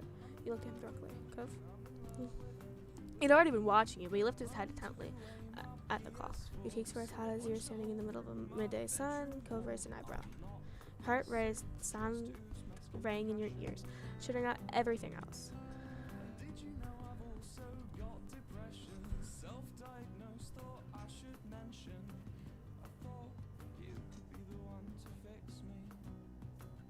Oh my god, that's my Alexa. That's my Alexa. I got so scared. I heard somebody talking through my headphones and it was just my Alexa. Alright, I have a crush on you. Let's do that. Cove frowned as soon as the only motion coming from his widening eyes. With Joel, you realized it was literally the only thing he was doing. Taking a single breath since you uttered the words. You mind exaggerated inhales and exhales, hoping he would follow your cue. You didn't want to have to call your mom right now. Cove still hadn't responded. You were staring at the clamor off the bed towards him. We just took a deep breath. Okay. Oh, just okay. His voice cracked with the second syllable, like I did. The word was at odds with his nervous appearance. His eyes darting around the room, unsure of where to place them. I don't know what to do. No.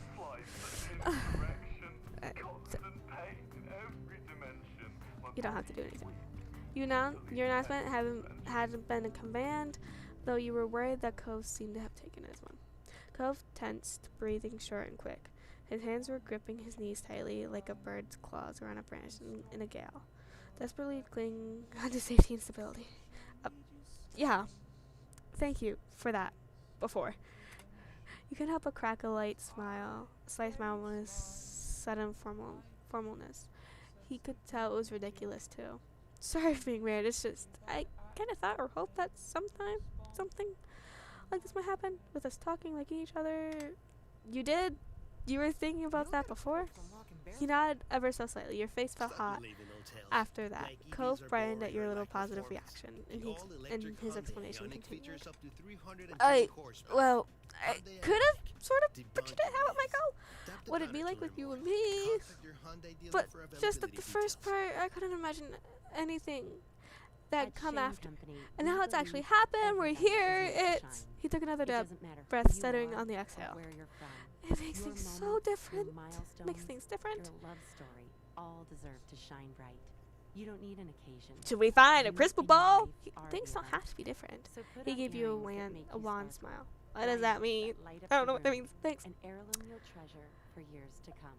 We're all made to But I shine. don't think that'll work. Shane Company, I can't just fine jewelry forget. since I definitely 1929. can't. His breathing started to level out once again, slowing to a usual steady rhythm. He closed his eyes, drawing himself up as he inhaled deeply. Each word he spoke was next with delicate. Mystic, I like you too. Yay! A lot. Probably way too much. He ducked his head bashfully and opened an eye, peeking out you through the hair that had fallen over his face like a veil. He managed to smile. Good duck. I like ducks. Thanks for waiting for me. His eyes sparkled just looking at you. His affection transparently clear.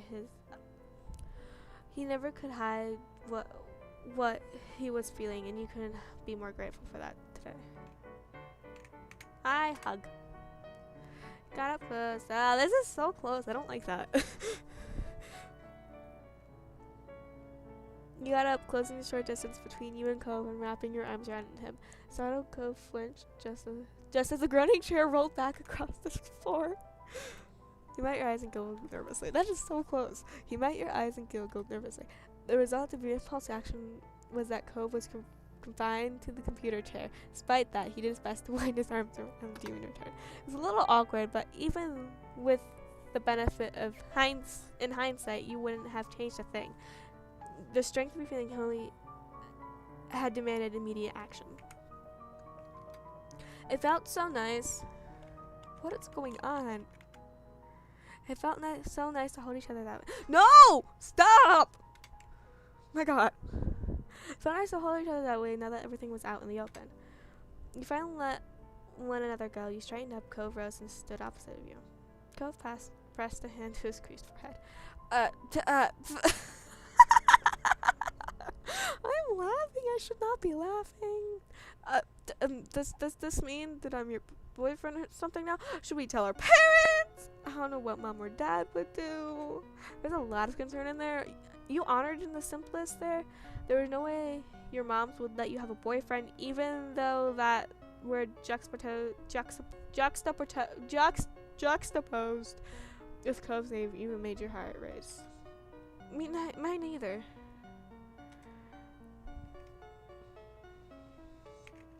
It doesn't matter though. We like each other, and that's what's important. Nothing anybody else would say about your relationship, thought about your relationship changed what was between you two. I got a duck, a squishy duck. Cove lifted his hand from his chest and reached towards you, halting halfway, then slowly, cautiously hugging his fingers around yours, his palm pressed against the back of your hand. You rotated your hand that your hands were palm with Cove. Your thumbs crossing over one another. So like this. We can get it to work. We always figure things out sooner or later. Yeah! Yeah, I got another achievement! Yes! So proud of myself. I did it.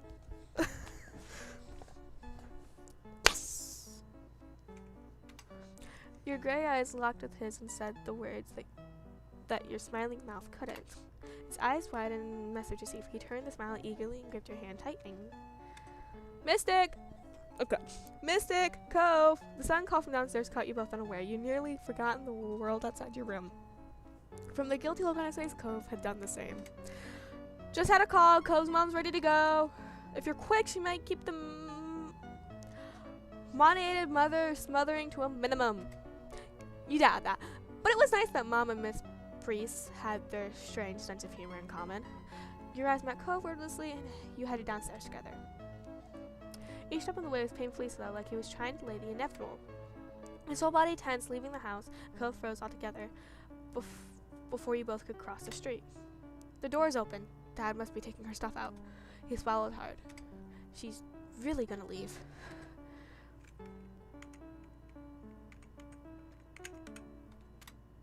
I know, but I got used to having her here. Yeah. It was hard to think. What is... My god. My thing's just lagging so much. My laptop's gonna die soon. That's nice. Okay.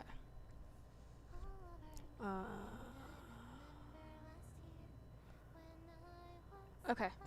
It was hard to think of a world where you didn't have both of your moms living at home with you. So you couldn't even imagine how hurt Cove must have been feeling his mom was leaving. You thought you saw his bottom lip quiver just before he turned his head away from you.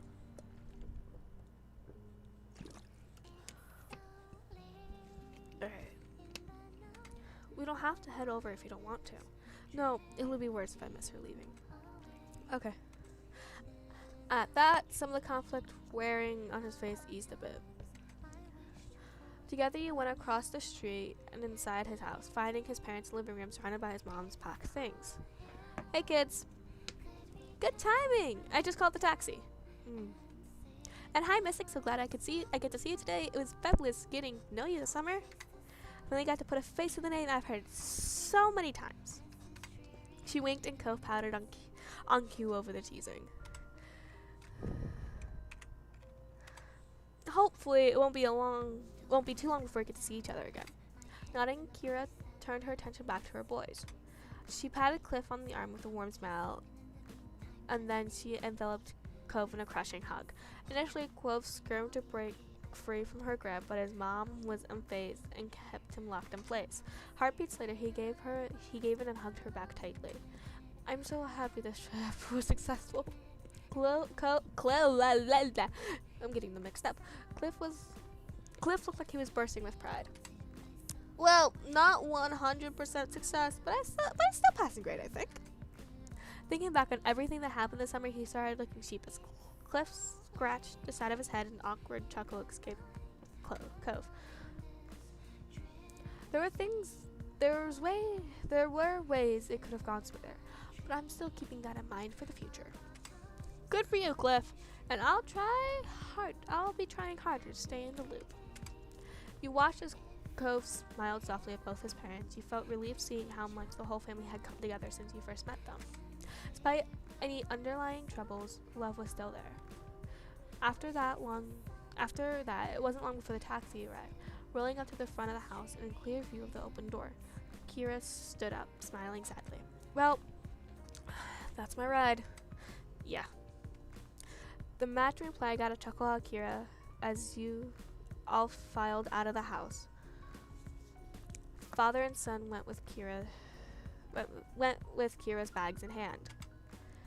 Once outside, you spotted your family waiting by the street, and to your surprise, Derek was also with them. Derek! He's back! He stood uncomfortably and he waved once as soon as you noticed him. Hey, Mystic! Hey, Cove! Derek! He's back! I missed him!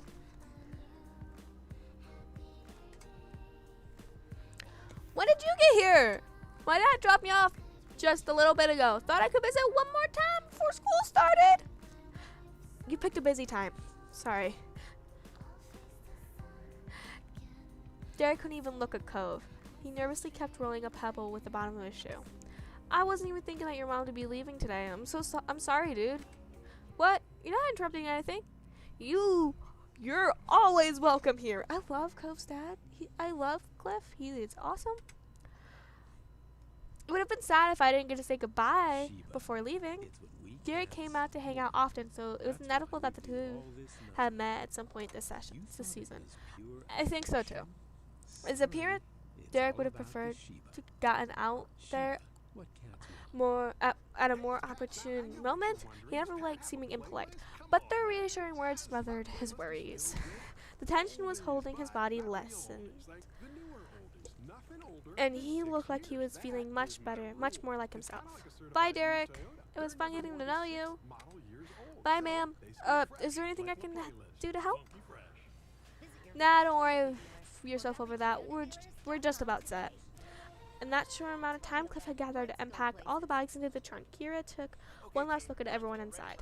Alright, I don't want to keep the driver waiting. It's time to head out. The little crowd had formed around, starting the chorus of farewells and well wishes, traveling. But Kira still made no move to get in the taxi and placed her attention on Cove. I'll call you when I get to the airport. And when I make it to Nevada. Also, you better call me the moment you walk in the door at home. Otherwise, we'll be wondering all night if you got into trouble on the way there. I can do that. And could you call tomorrow too? So I can tell you how school went? Of course! I want to hear all about it! Kira put a hand on Cove's head, affectionately ruffling his hair one last time. Then she let go, only to move into squeezing his cheeks in her hand instead. Mom! I love you so much, baby! She was chuckling by the time she freed him, rounded things off with a small tap on the tip of his nose. Well, Cove rubbed his face with a grin. Finally, she walked off the car while waving and took her seat in the taxi. Cliff hooked an arm around Cove's shoulder and kept him close as it began to pull away. For a moment, Cove looked up at his dad and wrapped his arm across his back. Bye, Mom! Bye! Safe travel! Travel safe! Kira rolled down the window and she stuck her head outside. She waved again, blowing kisses at Cove and Cliff. See you again! Before she was out of sight, you decide who. You added your voice as well to the others. You watched Kira's smile grow larger.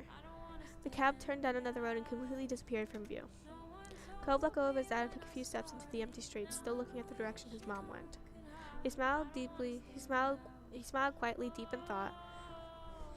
You got the impression Cove was feeling better than he was earlier. He finally was content with the way things were. You jumped a bit when you saw your mom. When your mom put your hand on your shoulder, pulling you away from your thoughts. She smiled when you looked at her. This was a great vacation, huh? Yeah, that's what I was hoping to hear. I mean, like, I got Cove. He's really cool. Cove walked back to the group, still genuinely happy. Derek grinned at him welcomingly, and everyone there smiled at him. Even Elizabeth. Well, Ma clapped her hands together, bringing everyone's attention back to the present. It's almost lunchtime. I'll think I put something special together. Her eyes sparkled with a plan, and Mom smiled. I bet you could use some help with that. That would be absolutely wonderful. Derek glanced between the two, his eyebrows furrowed. Is there something I could do? Your mom's exchanged a fond expression. Ma shook her head. That's very sweet, Derek, but it's alright. It's not your job. Technically, your dad left you under Cliff's watch. You're meant to be taken care of by him, not doing chores for the neighbors. Mom laughed a little over her own joke. You watched Derek look away, discouraged. It's okay. I don't mind. He was a little bashful about it, and you wondered if Mom's joke had just reminded him that he wasn't initially meant to be invited to lunch. It was getting a little awkward, too. No, I don't want to quit. No. Mom grinned sympathetically. Her comment meant to lighten the mood, not bring it back down. Ma tried to get things moving forward. Well, why don't you kids have fun? You can all come back in about an hour and we'll make enough for everyone. Mom nodded in agreement. Another stunning idea, Lonnie. Thanks. Yeah, thank you. That sounds like a plan then. I don't want to crap your style. I've got some things to work on, so I can be out of your hair this afternoon. You should come by later too. No reason you shouldn't be the odd man out. Mom seemed amused as Cliff rubbed the back of his neck nervously. He grinned with a wavering but pleased smile. I appreciate the invite. He looked at the assembled crowd with knowing glances. I can help too. With as many people you're feeding, there's gonna be a lot of food. Didn't you hear what we told Derek? It would be fun. It wouldn't be fair to make you cook when we're the ones who are inviting you. Yeah. Ma raised an eyebrow when Cliff waved it off. I insist. Derek could be missing time with his pals. This would be a break for me. I'm quite the chef. Mom exchanged further glances before Mom shrugged. It's an airtight argument. If you're sure, we'll be happy to have you, Chef. Cliff. Cliff's grin widened and seemed more hyped than you'd expect him to be with helping with lunch. Cove shook his head, a fond smile on his face. Then all of us grown-up people will be heading inside. I assume the rest of you kiddos will be staying out. Maybe not all of them? Ma tilted her head in a silent question for Elizabeth, whose sister thought for a moment. I'll stay with the kids. That's great. Both your moms smiled at her, while Derek and Cove didn't seem to appreciate her phrasing. But with the plan decided, the three parents waved and the four of you and headed for your house. It was just the teenagers now. I missed you! I missed you, Derek! So much! Elizabeth looked at you and the others, a curious expression on her face. So, what now? You silently wondered if Elizabeth only stayed out to avoid getting roped into work. Probably! Cove spoke up when no one else did to answer Elizabeth's question. Want to go down to the shopping street? It's been a while. I don't think there's a lot of things we could agree on. Yeah, sure. Sounds like awesome to me. Unlike you guys, I haven't been there 1,001 times. It's new to me. Let's do it! You strolled across the road as a group and you down to the beach and then to the left. It took less than 15 minutes to arrive, one of the conveniences of Sunset Bird. The four of you looked around and saw the familiar shops, trying to see if anything caught your attention this time. Derek was most enthusiastic, checking out every stall with his eyes wide with wonder. Elizabeth and Cove were in good spirits as well. That's so cool! He ran into a street magician who was currently doing a card trick for a group of enchanted tourists. Derek clapped his hands when the magician showed a middle-aged man his card. Derek turned back to the group with a curious gleam on his face. What does it take to perform here anyway? Do you have to ask them, or do you just jump and start doing stuff? What do you even ask? It's a public street. Hey, Miss Mayor, can I pull a rabbit out of my hat, please? Whoopsies. Well behaved, I promise. Derek chuckled, and his eyes searching up and down the scene. Maybe there's a boss of the shopping street. No one does any of this around my neighborhood. It's just a regular street behind walls. Regular stores behind walls. Except for if someone wants a real store. But here, I'm pretty sure people are just putting up their little shows whenever they want to or whatever. That's so neat. Would we be allowed to do something too? Cove laughed and Derek began almost vibrating with excitement. Elizabeth rolled her eyes. What would we do? Well, I don't know what. Not yet. I mean, I just found out it's a possibility, you know. But there's gotta be something, you know, cool stuff. I'm sure if we think about it, we can play in a show that'd really get a crowd pumped. Do you think I could help out too? Of course. I knew I could count on you. Now we just need to act. It'll come to us. Right. With some amusement, the gang continued to purse the stalls. Elizabeth found some earrings with dangly, badly misprinted globe that everyone laughed at. Cove picked a Cove picked out a blob as Iceland, but Derek thought it had been Greenland. You know, it's just a world with what looks like 9 continents. I think you're both wrong. No, it's Australia. The other three giggled at your interjection. It's Australia, guys. Suddenly, Cove froze. You stared at him and then tried to see what caught his attention, and you saw a familiar face down the hall and made all sense. No! Between the crowds, his bright hair stood out like a neon green bowl in the kitchen sink. It was Jeremy! Jeremy slowly drifted his eyes down the street, and his eyes widened in mutual recognition. He definitely noticed you. Derek frowned at Cove's side. Neither of them were happy to see him again. You narrowed your eyes and projected your dislike. Elizabeth raised her eyes, while her gaze sweeping over Jeremy without a hint of clue. Jeremy simply scoffed to himself and waded deeper into the crowd of people. Derek relaxed and exhaled loudly. Glad he's not going to start anything. He peeked over Elizabeth with a tiny smirk. See? That was the mean kid. Huh? She still didn't get it. The first summer day hadn't been nearly much of an impression to her as it did for Derek. But he smiled and waved it off. Just forget about him. I already have. He laughed and Cove smiled lightly. He seemed in much better mood now that Jeremy was gone. Your eyes wandered over where Jeremy disappeared. He hadn't forgotten about the day you met him either. He was only going to be in town for vacation with his parents he hated. That glimpse was probably the last time he would ever see him. I hope so. He was mean. I don't think Jeremy will stay here with summer ending. That might have been the last time we'll ever see him. Yeah, guess we won't have to worry about that guy anymore. Derek kicked a little rock on the road and it clattered forward and then rolled under a stall. But I think it's kind of sad. Jeremy, well, turned out to be, well, like he is. It would have been nicer to make another friend. Cove shook his head, clearly not broken up over what might have been.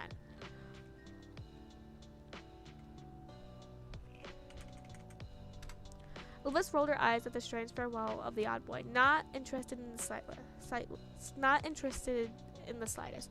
She clearly didn't understand his impact, and at this point, she didn't want to understand. You couldn't help but wonder, though, what would have happened if you had interacted with Jeremy more. You were glad that you wouldn't find out. Jeremy was unlike everyone you had ever met before. You and the group moved on from the stall and from Jeremy. It didn't take long for everyone to return to the joking. You all enjoyed the little time you had. As Elizabeth mentioned, the hour was almost up. The little trip has flown by and lunch must have been waiting for you now. Derek bounced on the balls of his feet. Come on, guys, let's get going so we can eat. I'm starving.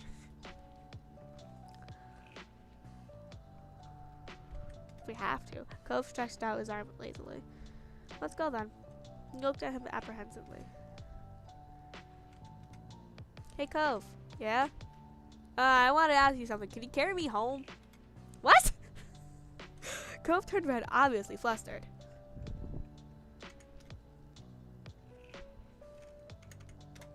I thought it'd be kind of cool since it's kind of a sort of special day. Cove sighed and shook his head. Elizabeth and Derek became a chorus of laughter. Well, please? Maybe? Alright. I really like getting piggyback rides. They're so fun. Oh, my brother's visiting soon. That's gonna be a fun time. Yay! Cove stepped over you. He looked like he couldn't believe what you were doing. A smile. Your lips crooked into a large smile. Thank you, Cove! He carefully crashed down in front of you so you could climb on. It wasn't hard to hop on. He slipped his arms around your legs and did his best to lift. It was wobbly, but he managed to stand all the way up. Elizabeth flashed a smirk on her face while Derek laughed even harder. It was fair to say that your antics were entertaining. You were glad Cove went with it. Cove carried you home. But he seemed pretty bashful of the situation. He struggled with how much to grip around you and whether or not he should try to reposition things. But along with all that, he seemed to feel some sort of pride of carrying you. Yay! I didn't walk, so it was a pleasant walk home. And in no time, he had made it back. Derek got to the front door and held it open for everyone as each was aid inside. The three parents were sitting in the kitchen, looked up and waved. Hi! Welcome back, everyone! You made it just in time. I don't even know if I'm still in Cove's back. Am I? I hope you're hungry. Cove had brought you inside. Your parents couldn't help but notice the odd inconvenience. Your moms were unsure and Mr. Holden raised an eyebrow. Did you pull something, Mystic? I'm okay. Oh, Cove, you've gotten so strong! And reliable, too. What a guy. Cove rolled his eyes at the commentary but started walking over to your couch. He bent down and let you off and let yourself plop off. You let yourself plop back onto the couch. Thank you. I appreciate it. Cove exhaled loudly and shook his arms. He just seemed relieved that he made it. So did everyone have a nice time out? She gestured to the people. She gestured for people to take a seat at the table. Plates and silverware had already been placed out. You took your normal seat. Elizabeth sat across from you, and Derek took the seat to your left. Cove sat on your right, but he blushed and began fidgeting with his silver. His dad was the first to pick up on this extra awkwardness, but your moms weren't far behind. Parents shared a look at Cove's reaction. It seemed that he was struggling with how to act normal around his dad, or your parents, or both, after having between the two of you upstairs. Oh yeah, we had a great time. It was fine. I had fun. Yeah, the big case went off without a hitch. You took out some chuckles around the table. That's a good in my book. Casually, Mr. Holden sat in the empty seat across from Cove. He smiled at you and all the other kids. Mom set down a platter full of water glasses on the table. She looked down at the gathering. It's a good time we have 8 chairs. It's a good thing we have 8 chairs. I can't remember the last time we had a group this big over for a meal. Can you pass the drinks down to the other side? Make sure you all get one. Sure. Those close to the cups obliged and started offering waters around.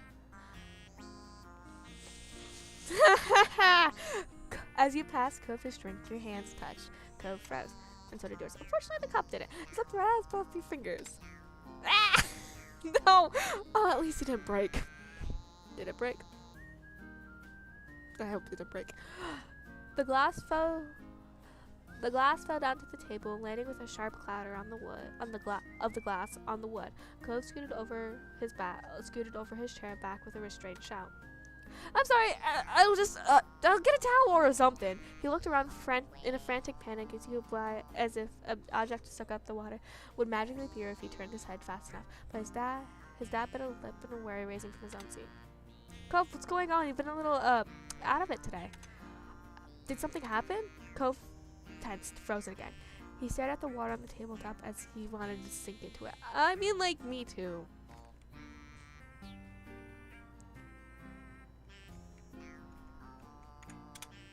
If something did happen, you should wait for Cove to want to talk about it. Trying to make him say things in front of everyone would be good. So Holden nodded slowly. He still seemed worried, but after another look at Cove, he smiled sympathetically. Well said, Mystic. I'm here when you're ready, son. Of course. Cove breathed a sigh of relief and shot you an apologetic look. You smiled back at him. Yeah, I'm doing good things. As everything got set up, Ma chided Elizabeth to take her elbows off the table. And you shouldn't slouch. Oh, God. My grandmother has yelled at me so much for that. Check at the table. She pointed to Mr. Holden, who was leaning towards with both arms on the table. Oops! Mr. Holden seemed unsure about all the sudden attention and carefully arranged his posture to something suitable for a fancy dinner. He smiled sheepishly at Ma. Elizabeth rolled her eyes, and Ma gave her a level look at her. And she shouldn't be implied to guests in the house either. Elizabeth groaned in long suffering. Ma giggled and Mr. Holden chuckled. There's a lot you could learn from a thing or two. A lot of you could learn a thing or two from Derek. He has the best manners here. Derek blushed, but it was true. Mrs. Posher was upright and formal. He even held his fork gracefully. His table manners, on top of all his attempts to aid your parents, made him a model of a meal-attendee behavior. It's nothing. It's true, though. You've been a lovely guest. I've noticed that, too. It's always nice when you stay over, Derek. Derek smiled and sat a little taller in his chair. And do you have anything good to say about our other guests? She looked deliberately at Cove with a teasing smirk. Or is there just nothing to say? Well, Cove is my number one. But he still does clean his hands by wiping them on his pants. Cove frowned at that, absentmindedly brushing his hand on his pants legs. And her mom laughed lightly. Elizabeth, you should know. After all these years, Cove is hardly a guest anymore. Cove smiled awkwardly. Thanks. Manners.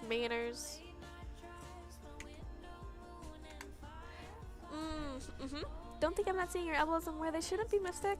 Everyone ate their meal together and continued to hang out for the afternoon. After the food, you and the others played a couple games and talked about your plans for the upcoming year. By the time passed by quickly, and soon it was to part ways. Mr. Holden talked to your mom as the Cove drifted over to you, knowing that as soon as your dad finished up, he'd be leaving. It'd be cool to stay, but we have some stuff to do before everything closes today. Yeah, bye. Can you move? I need the phone. Cove raised an eyebrow, and Elizabeth impatiently gestured behind him. Cove realized he was standing right in front of where the receiver was placed. He sidestepped out of the way and shook his head, clearly thinking Elizabeth was rushing too much. Your sister made a beeline for the phone and started dialing a number of what you figured was one of her friends. Knowing Elizabeth, she was going to be there for a while. No! Frick. You, Cove, and Derek shuffled closer to the door. It seemed like Mr. Holden was wrapping up his conversation so everyone started their various farewells. See you later, Cove. We gotta do this again sometime. Yeah, see you. Cove turned to you and smiled lightly. Bye, Mystic. Bye-bye! You step forward and spread your arms wide, and Coven only had a moment to react before you encircled him in your arms. Cove held back tightly, and his chest rumbled as he laughed. His cheeks were slightly red, especially when he looked over and noticed that Derek had watched the whole thing. Derek smiled amusedly. Seriously, dude?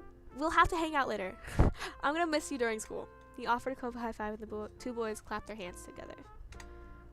Cove and his dad left soon after. Your parents started cleaning up the house, and Elizabeth was still chatting with her friend on the phone. It was just you and Derek left. He elected to stay outside in the front of the house and wait for his dad to pick him up. You decided to keep your guest company, although he was originally Cove's visitor. The light summer breeze blew through your hair as Derek shifted his weight from one foot to another. Thanks for waiting with me. He kicked at the ground distractedly. Dad's still gonna be a while. Do you want to go for a walk? Okay. Two of you walked down the street again, just wandering without a destination in plan. It was a quiet stroll, too quiet for Derek to be being in the company. You turned to him, and when you had noticed he hadn't said a word that was unusual, Derek had always had something to chat about. You weren't sure you should ask about it. Somehow you ended up the old park near the beach. You glanced over to Derek once more, still expecting him to say something. Any second now. However, nothing came over. In fact, he noticed a frown creeping onto his face. Derek smiled when he realized you were watching. At least his mouth was turned up, but there wasn't anything that really felt happy in the expression. He turned away, and the smile fell off his face. His eyes stared intently at the ground as you raised an eyebrow.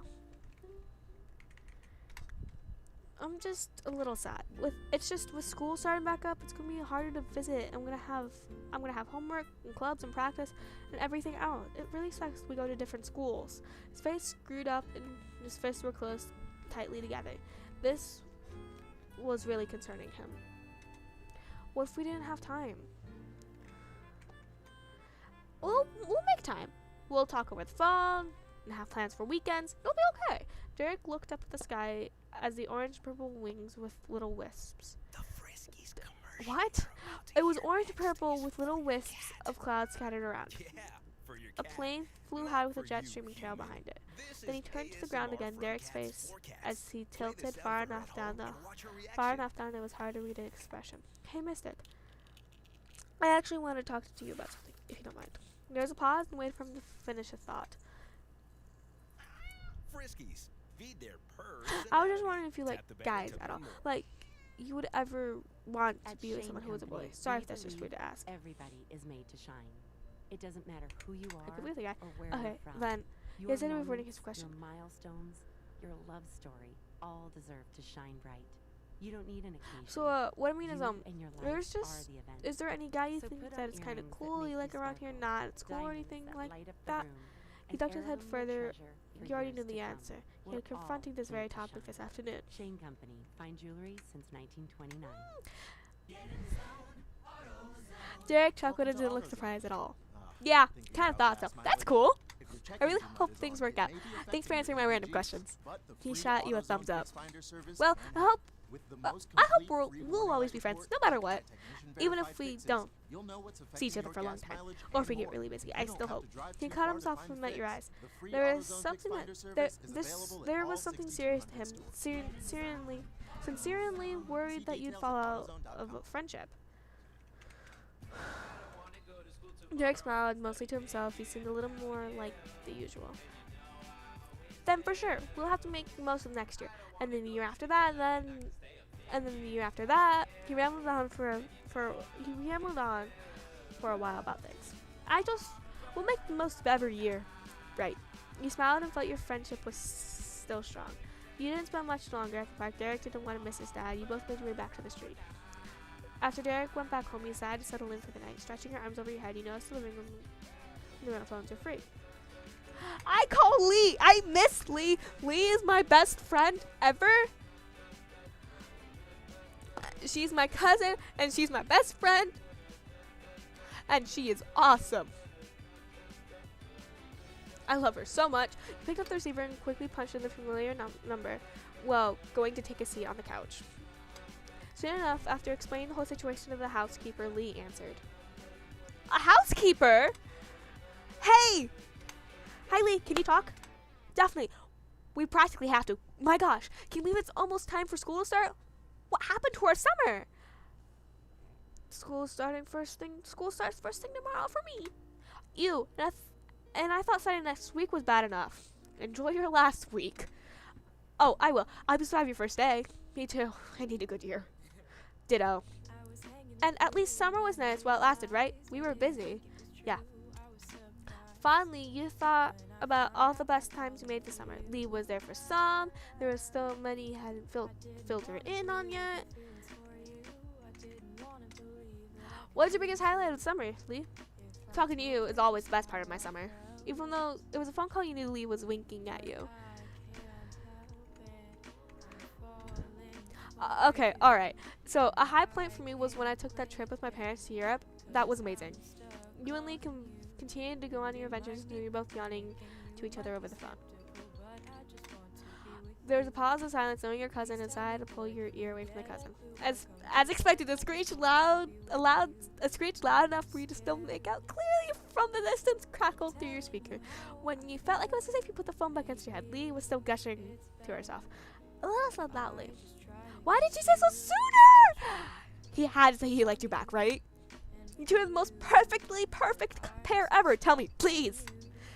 You used to the precious little time you had left trying to fill in as best you could were capable at that moment. But as soon as post-curfew it became too much for you to ignore, despite how excited both of you were. With that, you decided it was time to say goodbye for now. You didn't have to wake up for school in the morning. Bye, Lee. Night, Mystic. Talk to you later. You left the phone on your bedside table for now. You looked at the clock on the wall. You realized that it was only about 10 minutes to your mom's would be insisting you had to go to bed so you could be rested enough for school. You stretched your legs out on the couch and sighed in defeat, watching the minute hand change 1 minute closer to bedtime. You arranged yourself, feeling restless, and looked out on the hills. Startling, initially you spotted a figure on the hills. It was Cove! When the surprise faded, you realized it wasn't really much of a shock at all. It was exactly something Cove would do.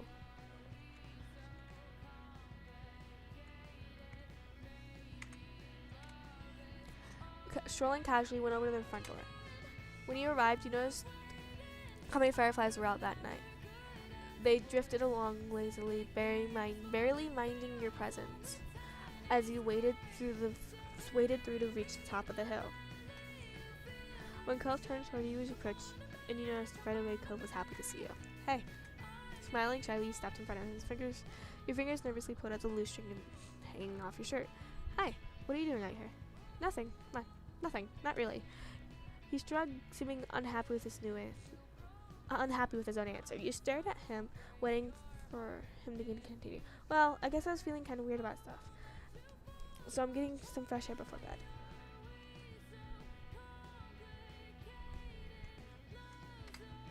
It's hard to stay still. Tomorrow's start of new year. At the mention of school, a small noise escaped him. Cove let himself fall back onto his butt and then all the way down, so he was laying on his back and looking up at the sky.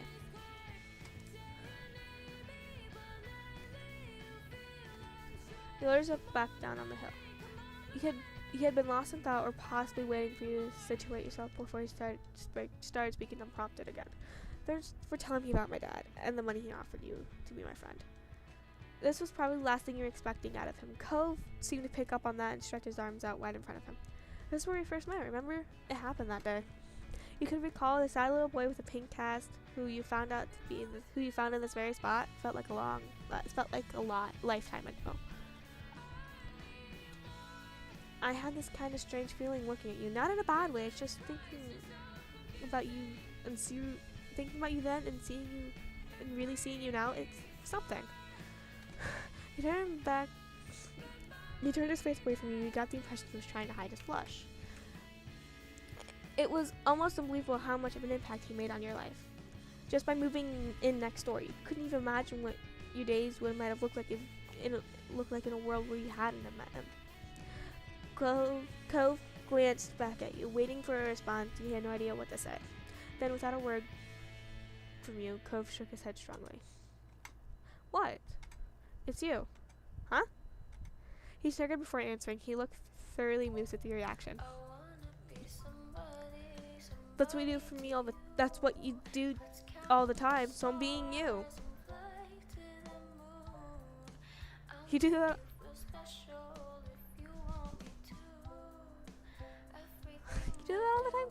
Do I? Yeah. Couldn't help but Cove couldn't help but grin at that. Honestly, there weren't many people you could think who could tease you about something like that. Returning his smile, you realize there's no denying that the two of you have been around each other for a long time. Cove broke the quiet before it could fully settle in. Hey, I'll see you tomorrow. Yeah, see you then. With a final wave, Cove headed for home, but you decided to stay there for a few minutes longer. Kept going back to his simple statement, see you tomorrow. No matter how much was changing around you, there were some things in your life that always seemed to remain true. The hills felt warm to you that night. Before you knew it, you were getting comfortable under the covers in your room. Your mind couldn't help but still be buzzing with the thoughts about the future. It was really hard not to think about Cove. There hadn't been enough time to figure it out after what happened between you. You felt excited, I guess. There was a little doubt in your mind that things were moving forward, and you couldn't wait to find out what changes were waiting for you on the horizon. Slowly, your eyes grew heavy as you drifted off to sleep, your mind spinning with wistful thoughts. No matter what happened next, you could only hope no matter make most of it. You were stared in a dream noise when a noise from outside your window jostled you. Ugh. Light clatter continued. Now that you were more alert, you could distinguish the tapping sound. Quiet, slow, but persistent. Every beat was like being poked. You couldn't ignore it. You lifted your head from the pillow and looked for the source. Not much work was needed to puzzle it out. It was from the window. With that, you knew exactly what it was. From the color of the light filtering in your room, it was too early for anyone to be awake, including the sun. It would barely hauled yourself over the horizon, but that didn't stop some people, it seemed. You sat up in your bed, opened your window wide. Cool air, not yet warmed by the day, trickled your face as it pushed into your room. Just as you expected, there was your neighbor crouching on your windowsill. He was fully dressed, though not for school. He was wearing a wetsuit and a shy smile. Hey dudes, how you doing? Hey Mystic. You stared back, blinking. So technically, we will be back in school for a few more hours. His voice was delicate yet deliberate. Each word was a careful explanation. Classes haven't actually started yet. Do you want to hit the beach with me one more time this summer?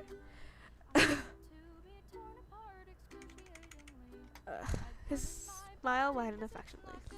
You rushed to get changed in something suitable while Cove climbed back down to the ground level. Your limbs, still half asleep, struggled somewhat as you attempted to coordinate them into a swimsuit, but you got there in the end. There you were tiptoeing out your front door, clutching a towel. Cove was there, ready to greet you. You met Cove's eyes. Cove's gaze startled as your destination back to you. You checked your door was closed, gave him a thumbs up, and the two of you leaped into action. Wordlessly, you began to run down the familiar path, Cove beside you. The throw of your little it made you want to laugh. Not that you dared. If anyone in your family looked out and saw you, then your summer would be back to being over. One glance at Cove told you that he was actually thinking the exact same thing.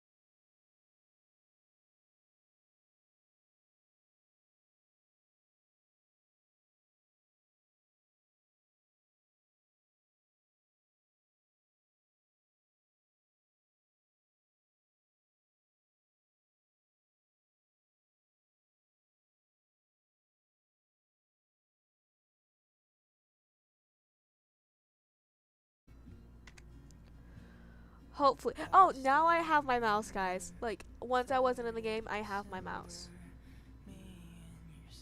So,